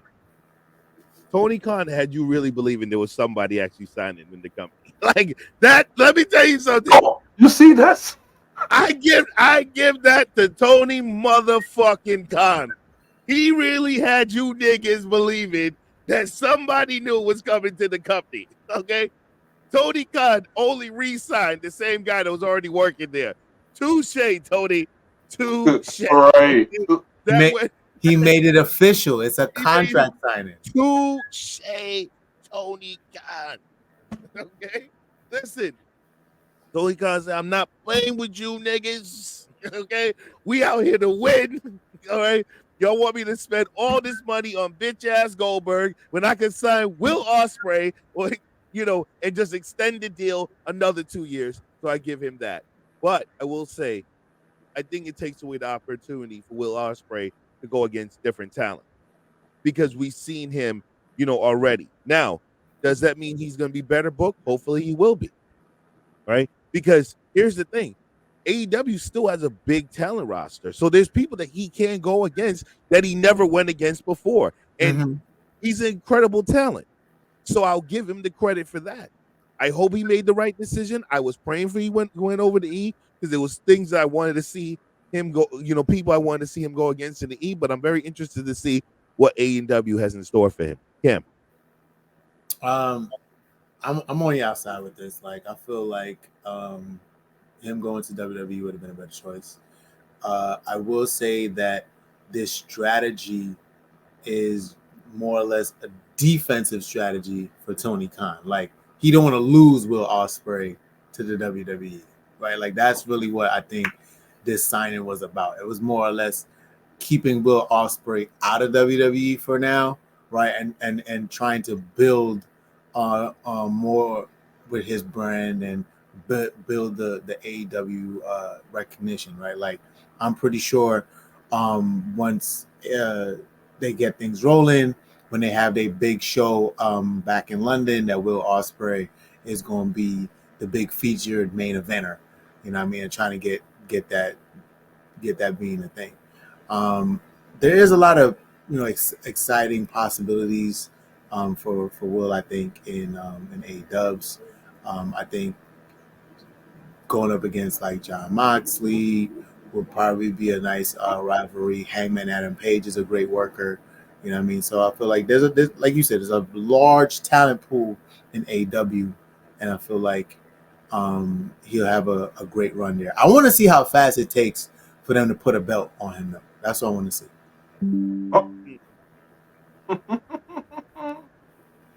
Which leads me 10,000 belts. Which leads me to my next topic on the smoking section, right? AEW right now, they're coming out with a new title. AEW is coming out with a new title. It's called the Continental Championship. It's either the Intercontinental Championship or the Continental Championship. They're about to come out with that. And they're about to have like a 12-man tournament with that one. And what this one is,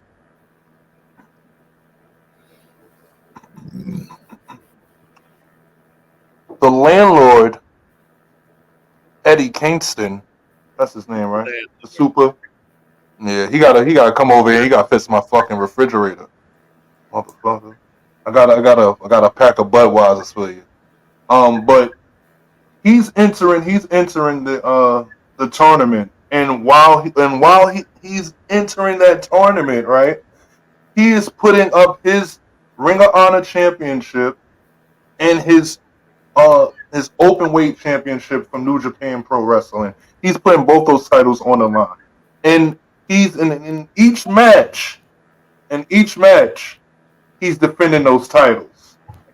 All right, and at the very end of this tournament, right, the person wins the Intercontinental title, and they also have those two titles, and they're going to become the Triple Crown champion. Listen, Tony, I see what you're doing. I get it. I get it. I'm following. Like one of my old friends used to say, I'm picking up what you're dropping. So when the ratings is down, we create a new title. I understand completely. You do 252,000. It's time for a new belt, and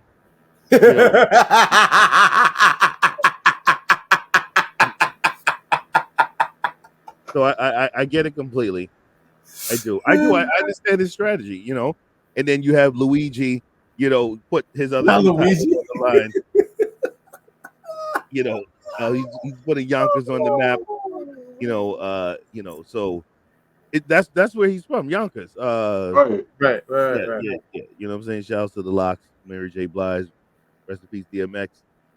By the way, guys, these are all a bad representation of Yonkers. When y'all got Luigi putting up his two raggedy ass titles, and and to win the Continental title. Right. So I don't think this is gonna make sense. I don't understand why is there another belt coming out, because Orange Cassidy has a belt already. Okay, and count the titles that they have in that company.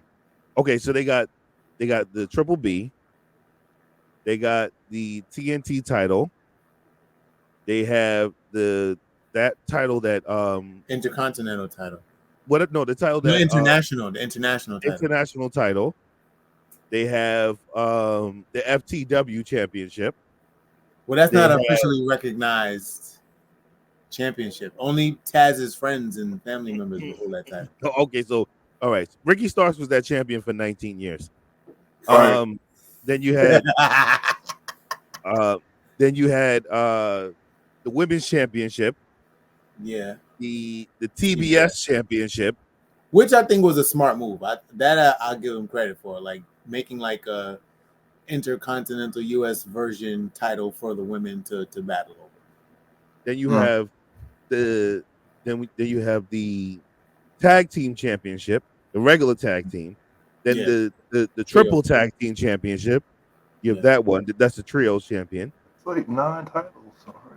Yeah, so I think we're about 9 titles.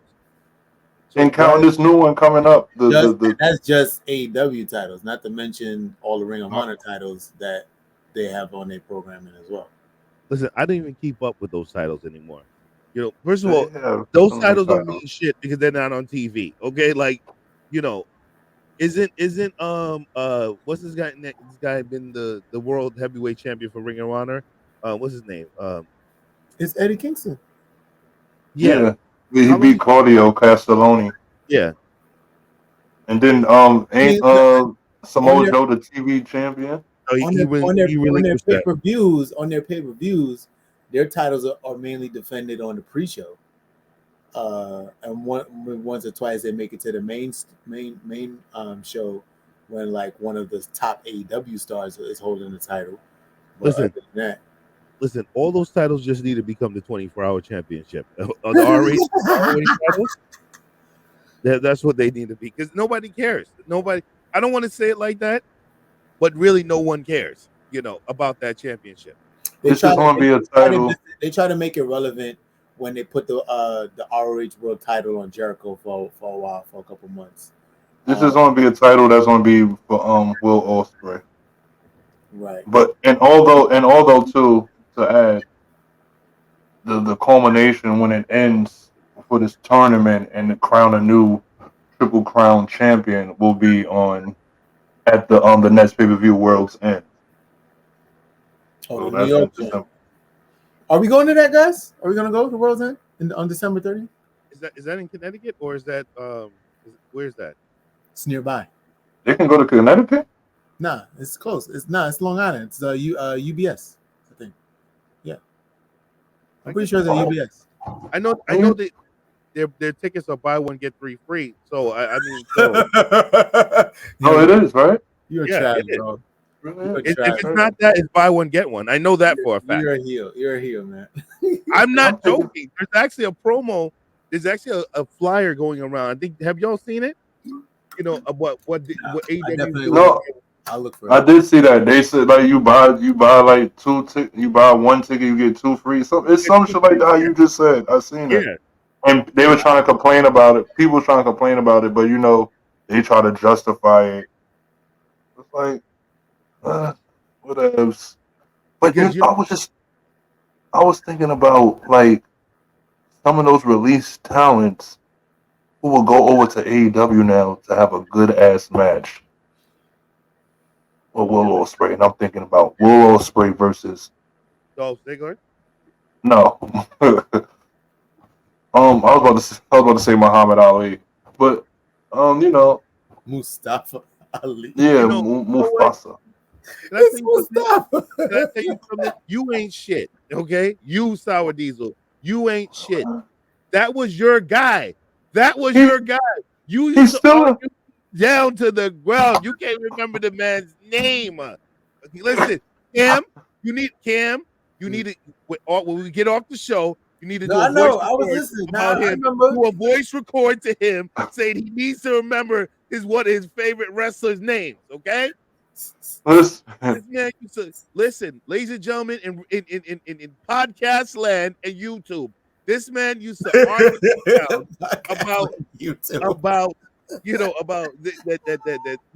whatever his name is. Okay, the Arab is one of the best. The Arab, not the Arab. Is one of the best. Is he He Mansoor? is. He's Mansoor. One of the best. But Mustafa Ali, I apologize.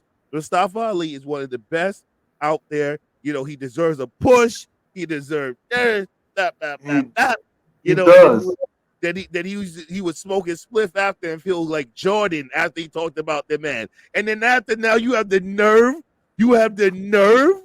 You sour fucking Diesel have the nerve to sit there and not even remember the man's name. Okay, We haven't seen him since September. Like, come on. you are a fair weather fan. Okay, soon as the man drop off, fuck him, right? Fuck him as soon as he drops off. That was your guy. That's messed up.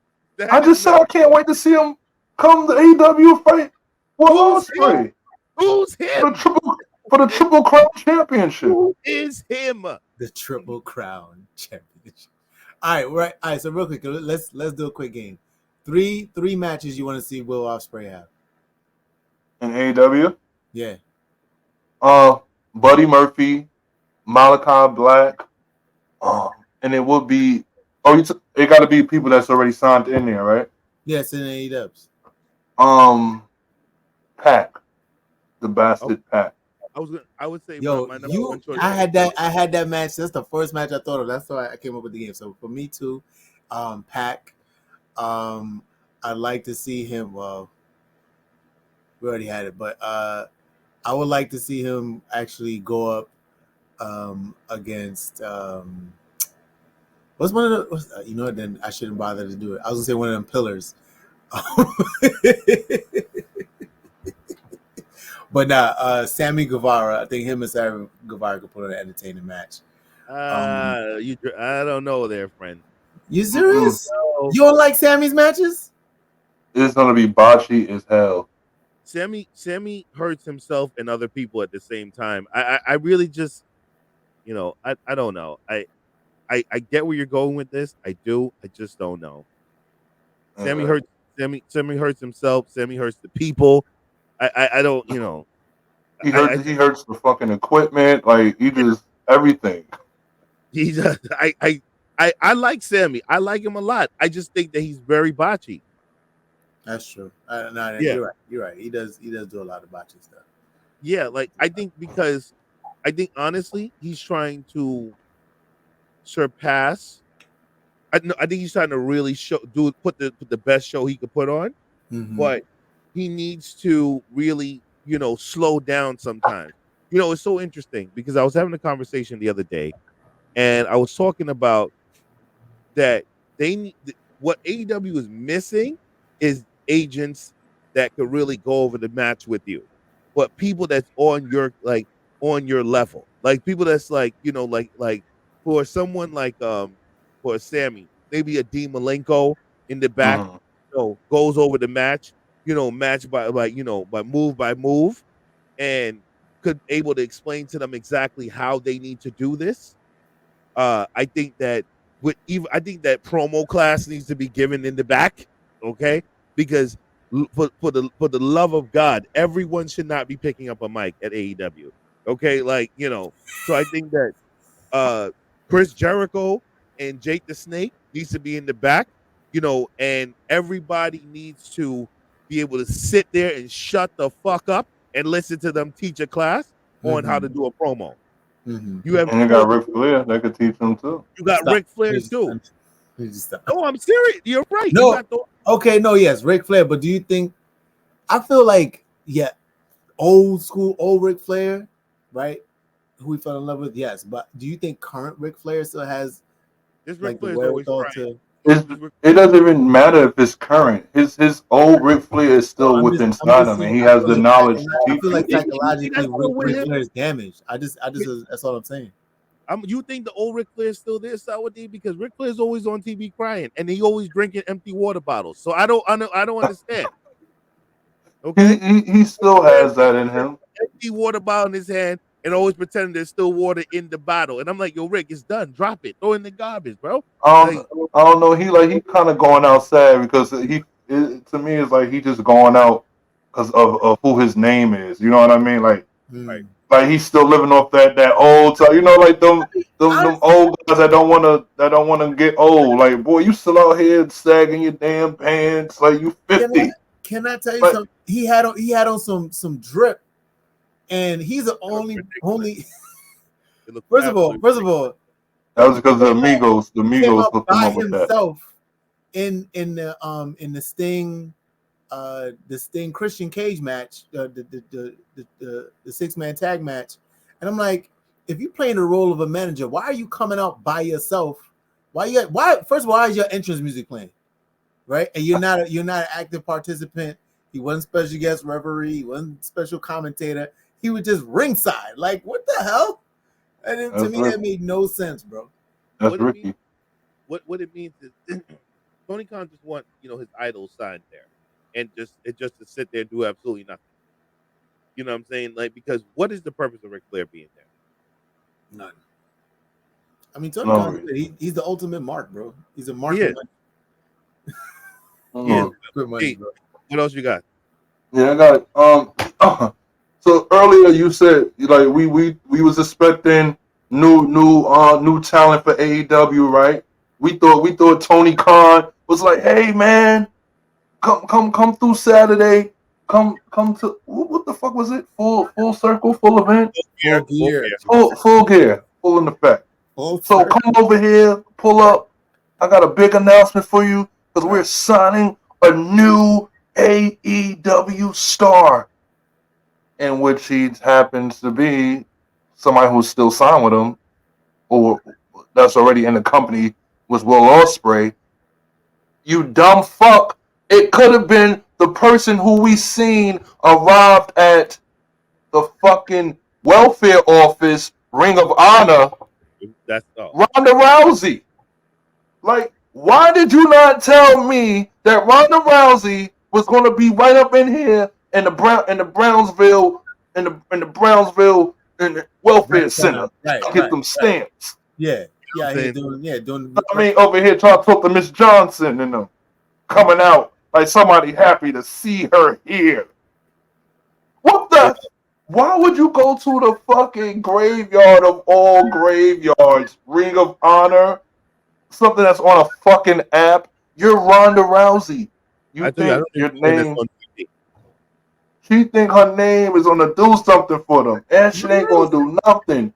You going in there to go fight Athena? Athena? You want to be the ring? You mean to tell me, Rhonda Rousey, you want to be the Ring of Honor Women's Champion? Have fun with that. Like, you went from WrestleMania to fucking Ring of Honor. God damn it! I don't give a damn about my reputation. She's gonna bring honor to the business, man. Honor What you want to do? She's a real warrior. You know, they do that handshake before they have a match. She's a real fighter, man. You know what I mean? Fight like a girl. Why? No, not me. Nah, no. That song is lit. You know the only thing that's gonna happen from here is that they're gonna go there, they're gonna come here and they're gonna complain.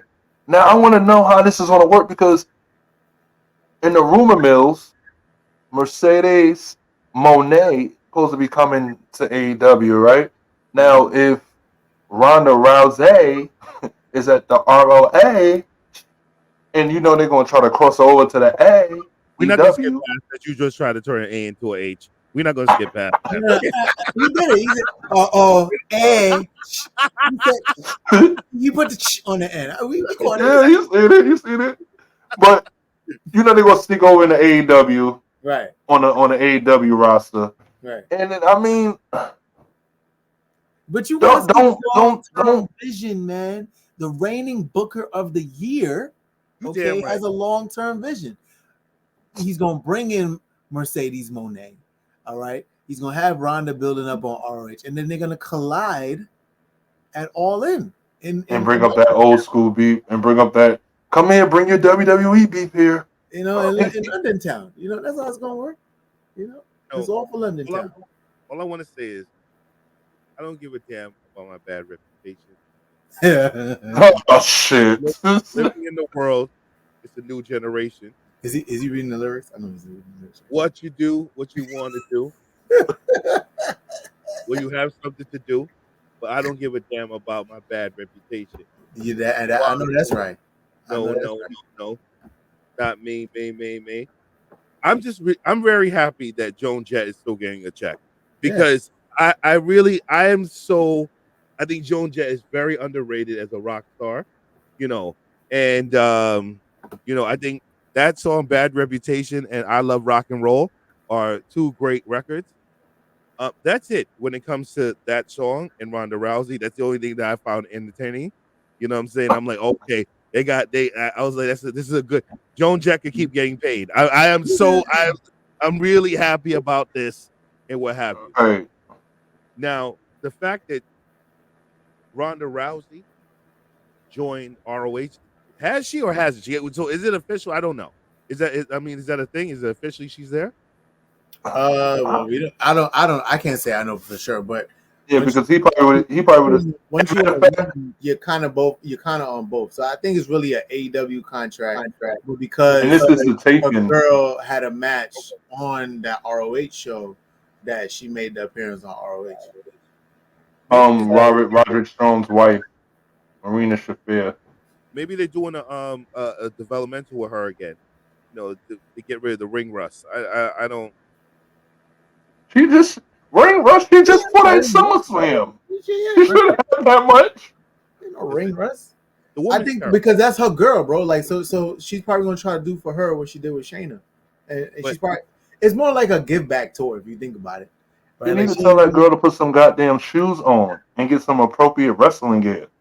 She out here wrestling the fucking leggings and the wife beater. She's trying to MMA. I don't want to see that. MMA it, bro. You don't feel the MMA angle? You don't feel it? Right. No, and it makes I don't know what makes me more mad that she runs around here in bare feet like she's fucking. Damn, I can never remember these people that just got released. I know it's Riddle. sad. Matt Riddle. Okay. I don't know if I'm mad at her for running around here with them bare feet or that being Roderick Strong's wife, you are so disgusting. Ew. Like, ew. Bad taste in women. Because But anyway, they trained together, and she probably flipped him around a couple of times, and he liked it. He liked it rough. He likes it rough. I guess that's why he's always saying, Adam! He always calling for somebody. She looks bigger than him. Don't she look bigger than him? She do. Yeah, I haven't seen them stand next to each other, but she looks bigger than him in the ring already. See what else you got before we. Okay, I got one more thing, man, and I got some smoke, and I don't really got no smoke, but I got a question, and I hope you got an answer for me. Either the WWE executives, the agents, Triple H's, and Nick Collins. What's up? What's going on with Jade Cargill, man? What we doing with her? Is she in the performance center? When is she going to make her spill, if you will? You know, I want to see some Cargill. Some spill, if you will. I want to see some Cargill. And this is why I am the miracle, lyrical, spiritual, bar minimum. Y'all don't want none. But listen, what's going on with Cargill, man? I mean, y'all said something about LA Knight fizzing out. Is Jade Cargill debut? Is that a fizz out? No, but do you think that is a fizz out? No, I think that they're not immediately going to put her on because you got to use her as a feature attraction because of her size. Because she, she's really getting better in terms of her training. She's actually was at the Nightmare. What is that school? The Nightmare Factory. Nightmare Factory. She was just there. Because I follow her on Instagram, so she was literally just there over the weekend training. Shout out to Ricky Starks, he was there as well. They were there over the weekend training, and I think that they're going to use her the correct way. They're building up her skill level. And they're going to use her as a feature attraction because a woman of that caliber, and I just mean size, you can't just throw her into the fray. So and go into NXT because she automatically is going to be the biggest star. You know what I'm saying? But you got to use her carefully because if you put her on Raw, Rhea's gonna be her biggest opponent. The goal. You put her on SmackDown, she's gonna be amongst the big ones, amongst the Charlotte Flairs, the Baileys, the Bianca Belair, all those people. So you got to be able to use her correctly, and her wrestling skill got to be on talent because she also is botchy as well.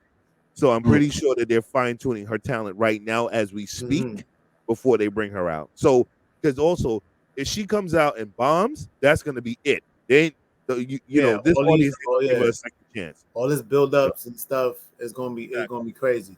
I'm still interested to see where they're gonna drop her at. I prefer NXT, but I could see if they're not gonna do it anytime soon, and if she's not gonna show up at a premium live event, be a surprise person at War Games or something like that. That if they're gonna wait for a PWI, it got to be the Royal Rumble, which is another month and change away, 2 months away. Yeah, I can see. I think I want to see her come to Raw. I could see her come to Raw, and this will probably be around where Rhea starts going face, and they're going to need a heel, and I think it will be Cargill. But I can see that. Yeah, I don't know. I mean, maybe it could be Raquel Rodriguez. You know what I mean? Raquel Rodriguez becomes like the face. Rodriguez. Rodriguez. Okay, Rod. She against Raquel Rod. Okay, go against Raquel Rod. Right, she becomes a face. Cargill becomes the heel. Right. Mommy somewhere resting up because she had a good year. No tires. Okay. I told y'all, lyrical miracle. So you know what I'm saying? Like, Rhea's out somewhere, crazy, all fucked up, whatever. Took a year off, whatever. She comes back. Her and Cargill got something going on. All right. That's what I see. I booked that. Is that it for the smoking section? That is all it. The blunt is out. Yes. All right. Pull the ashtray up. Amazing smoking section. And now, since we went over time a little bit, we are going to jump to yes, to Come on the now. disputed. Come on now. Top 10. Let's do it. Countdown list with Masquerade. I feel like we all need little vignette video intros, but we're gonna work on that. We're gonna get there. All right, so here we go. It's funny that we have something in common, 10, because I am the 10-time State Park National Champion.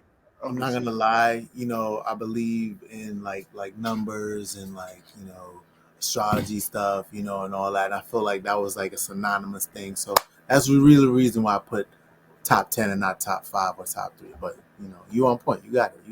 Here we go. And when the sun crashes down, it really does hurt inside. Okay. All right. We got the disputed countdown.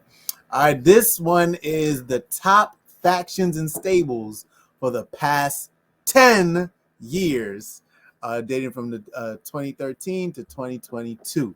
All right, here we go. So at number 10, you guys ready? Hit us with it. The Judgment Day at number 10. Damn, they all the way down the list. This better be a decent list. They made it. They made it though. They made it. Number 10 though. Number they 10, have all the chips. Number 10. You know what? All right, it's going. Don't worry about it. And MashOut is not limited to WWE. Okay. Okay. All right.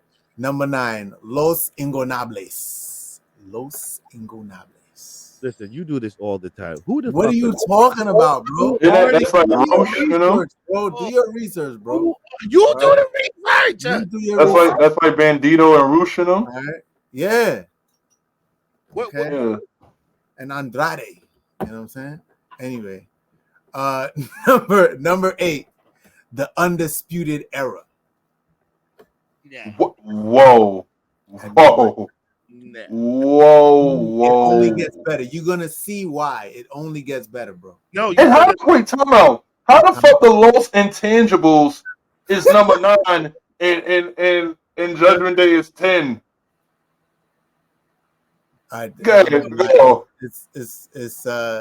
It is what it is. It's the disputed countdown. All right, and it's just what it is. All right, number 7. Okay, the Authority. Which one? What do you mean? Just the Authority, bro.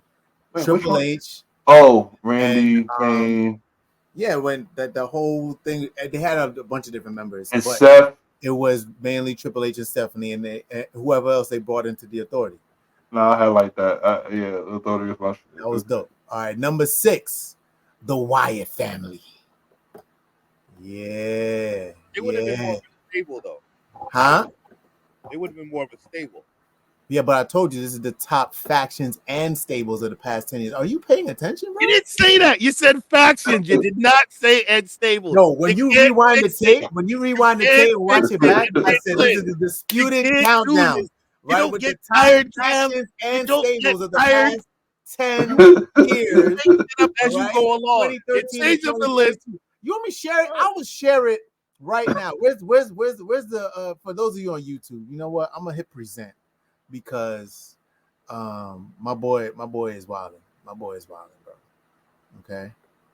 All right. I'm gonna just share it because I'm sure they ain't gonna see the damn list. Verbatim, bro. Oh. After. Okay. Go ahead, Kev. Sorry. You can see it. I can't put it up. No, just give it to me. All right, here we go. So, Romney, Malco. All right. See, now it takes away from the allure. Number 5, The New Day. Yeah. Okay. All right. There we go. There we go. Number 4, The Elite.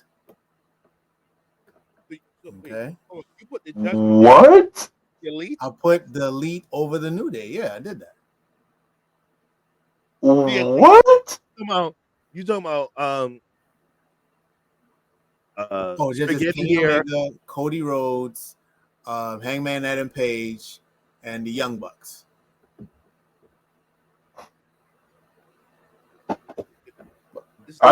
The Elite don't have their own fucking cereal.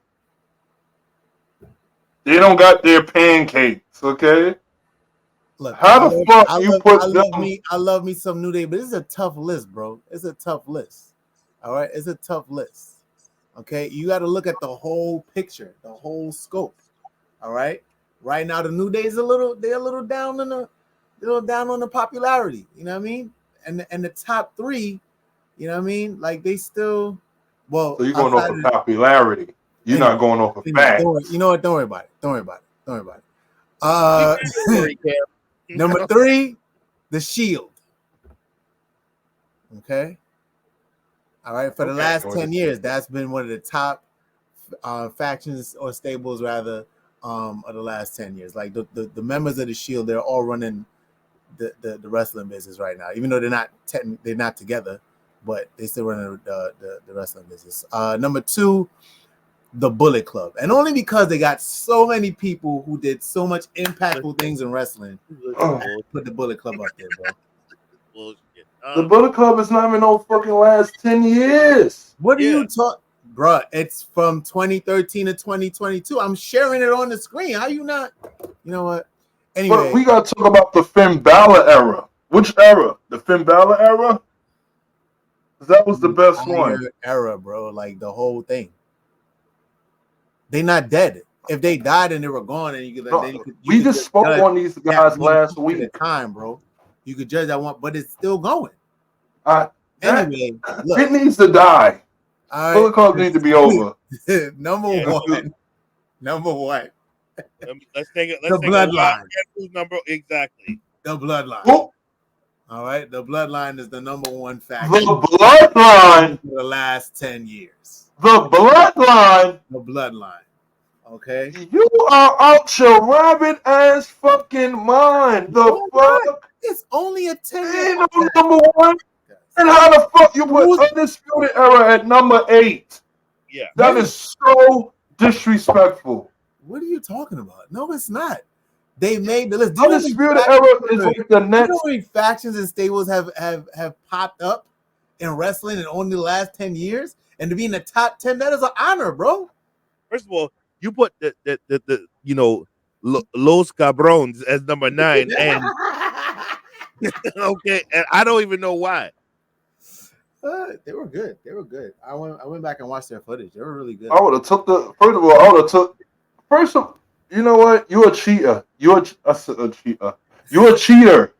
Because why would you have the Elite and then have Bullet Club? Those are the same fucking things. No, it's not. They broke off. They're their own thing.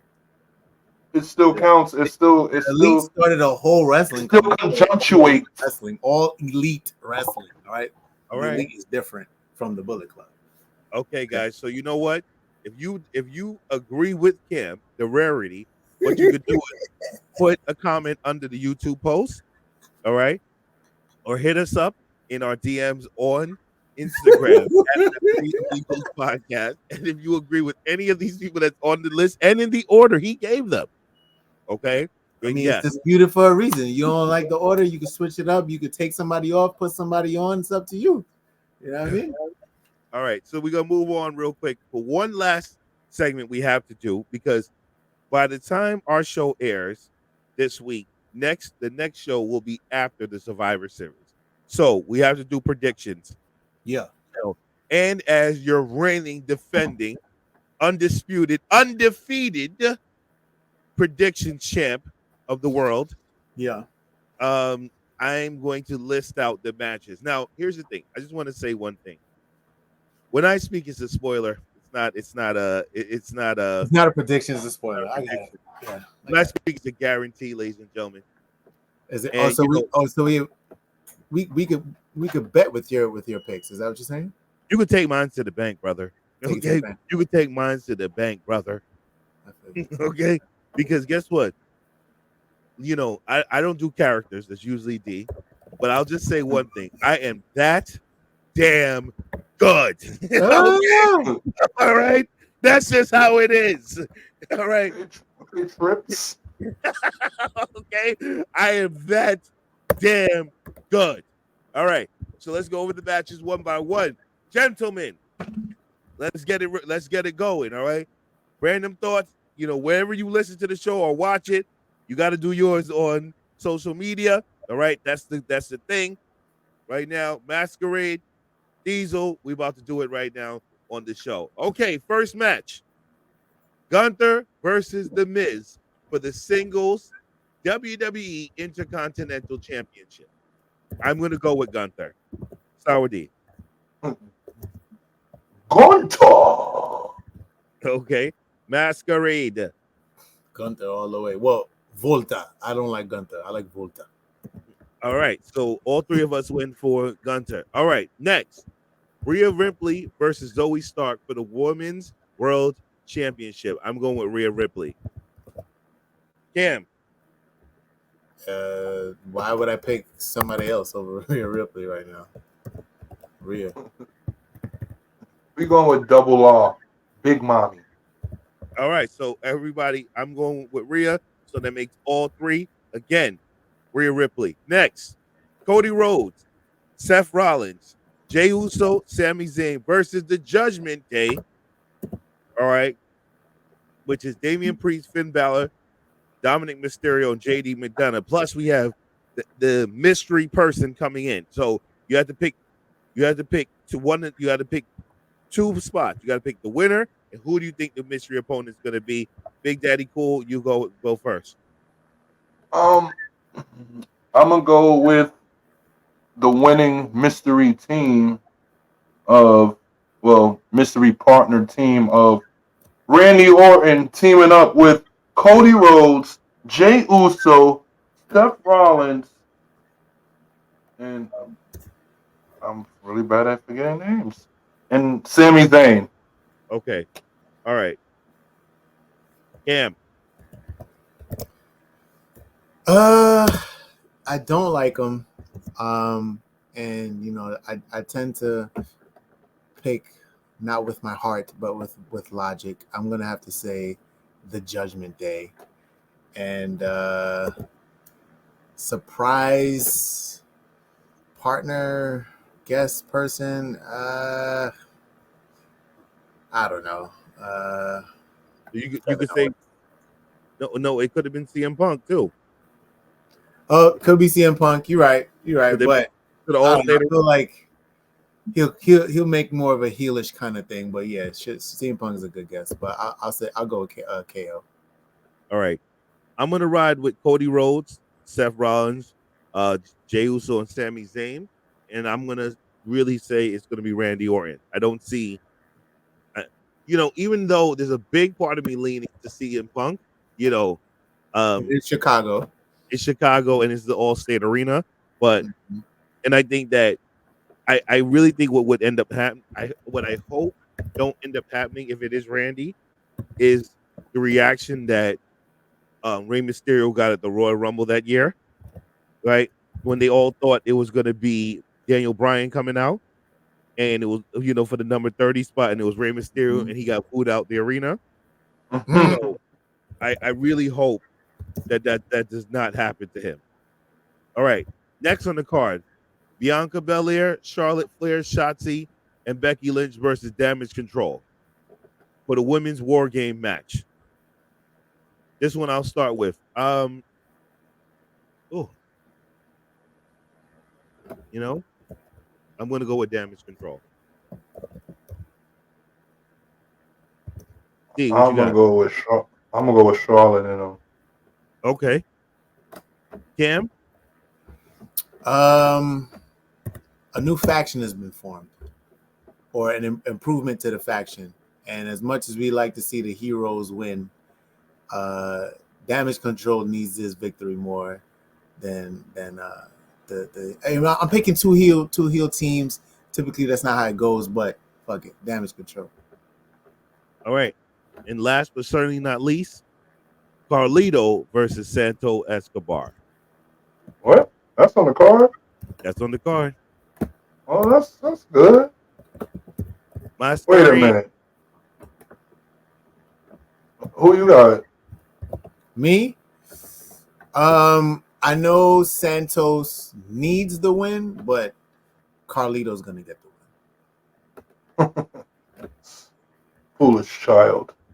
Yeah. Foolish child. Only because You should have picked much better. they really gonna build up Santos as a heel now, and so Carlito's gonna get the win, but Santos is gonna wild out at the end or something like that. I'm going with Santos because he's probably gonna have some help. Do you think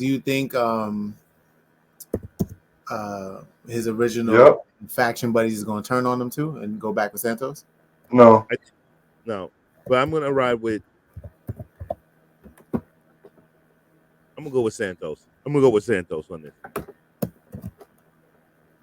All right, that's it. All the predictions are in. They are locked in. They cannot be changed. Everybody. All right. So this is like the Scranton sheets. Exactly, and you know what? And then the smart money's on me. So make sure you remember what I wrote, ladies and gentlemen. What I said, ladies. So just recap your picks again. Just let everybody know what your picks is again.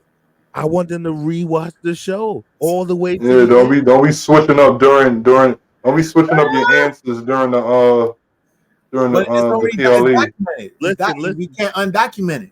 Listen. This ain't the disputed list. I actually from front to back, I give my answers all the way out. Okay, Cam's the one that cheats. I do not cheat. How do I cheat? Tell me how I cheated. You sat there and added people to the list that people don't even know. Okay, Los Gondolas or whatever you had on the list there. Los Gondolas. You know what?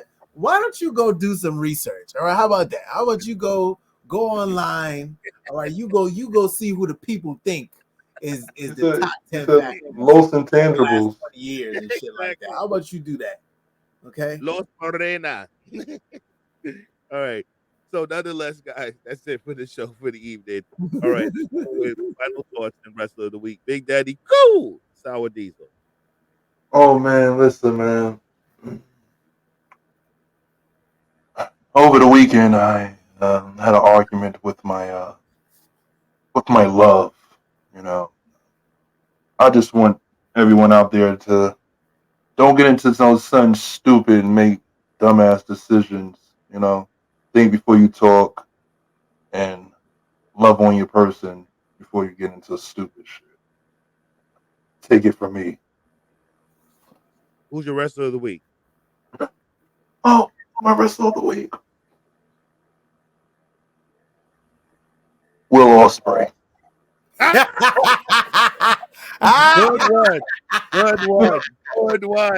Good one. Of course. Masquerade.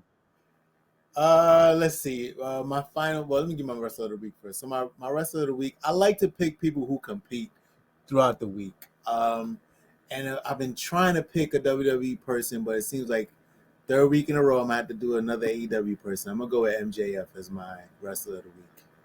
He's been doing some work this week. Yeah, he was my wrestler of the week before, so yeah, I respect that. Yeah. My final thought. You know, I should write these down before we get on here, but I'm gonna just go off the top of the dome and say, this week, man, just stay prosperous. You know what I mean? Keep pushing, keep thriving, and always do your best to be better than you were the day before. All right. Okay. So, nonetheless, guys, just remember to like, share, and subscribe our podcast on all social media platforms. You know, and also we do have, next week is the War Games episode. We might have some guests coming on again next week, so I'm excited for that. Now, I will say my final thought is, don't throw stones if you live in a glass house. All right. Wait. You gave your wrestler of the week? Yes, I'm giving it to you right now. Huh. I'm gonna go with another AEW guy. Damn, this was an AEW thing. It was. I'm gonna go with Swerve Strickland this week. All right, he put on a hell of a match last night. So I'm gonna definitely go with Swerve Strickland. You know, he definitely did his thing. Other than that, guys, we love you for listening and watching. And that Hold you on. got Sour D, go ahead. I want to say one thing. Happy Thanksgiving Day coming up, ladies and gentlemen. Absolutely. Are we still calling it Thanksgiving? Is that what we're calling it?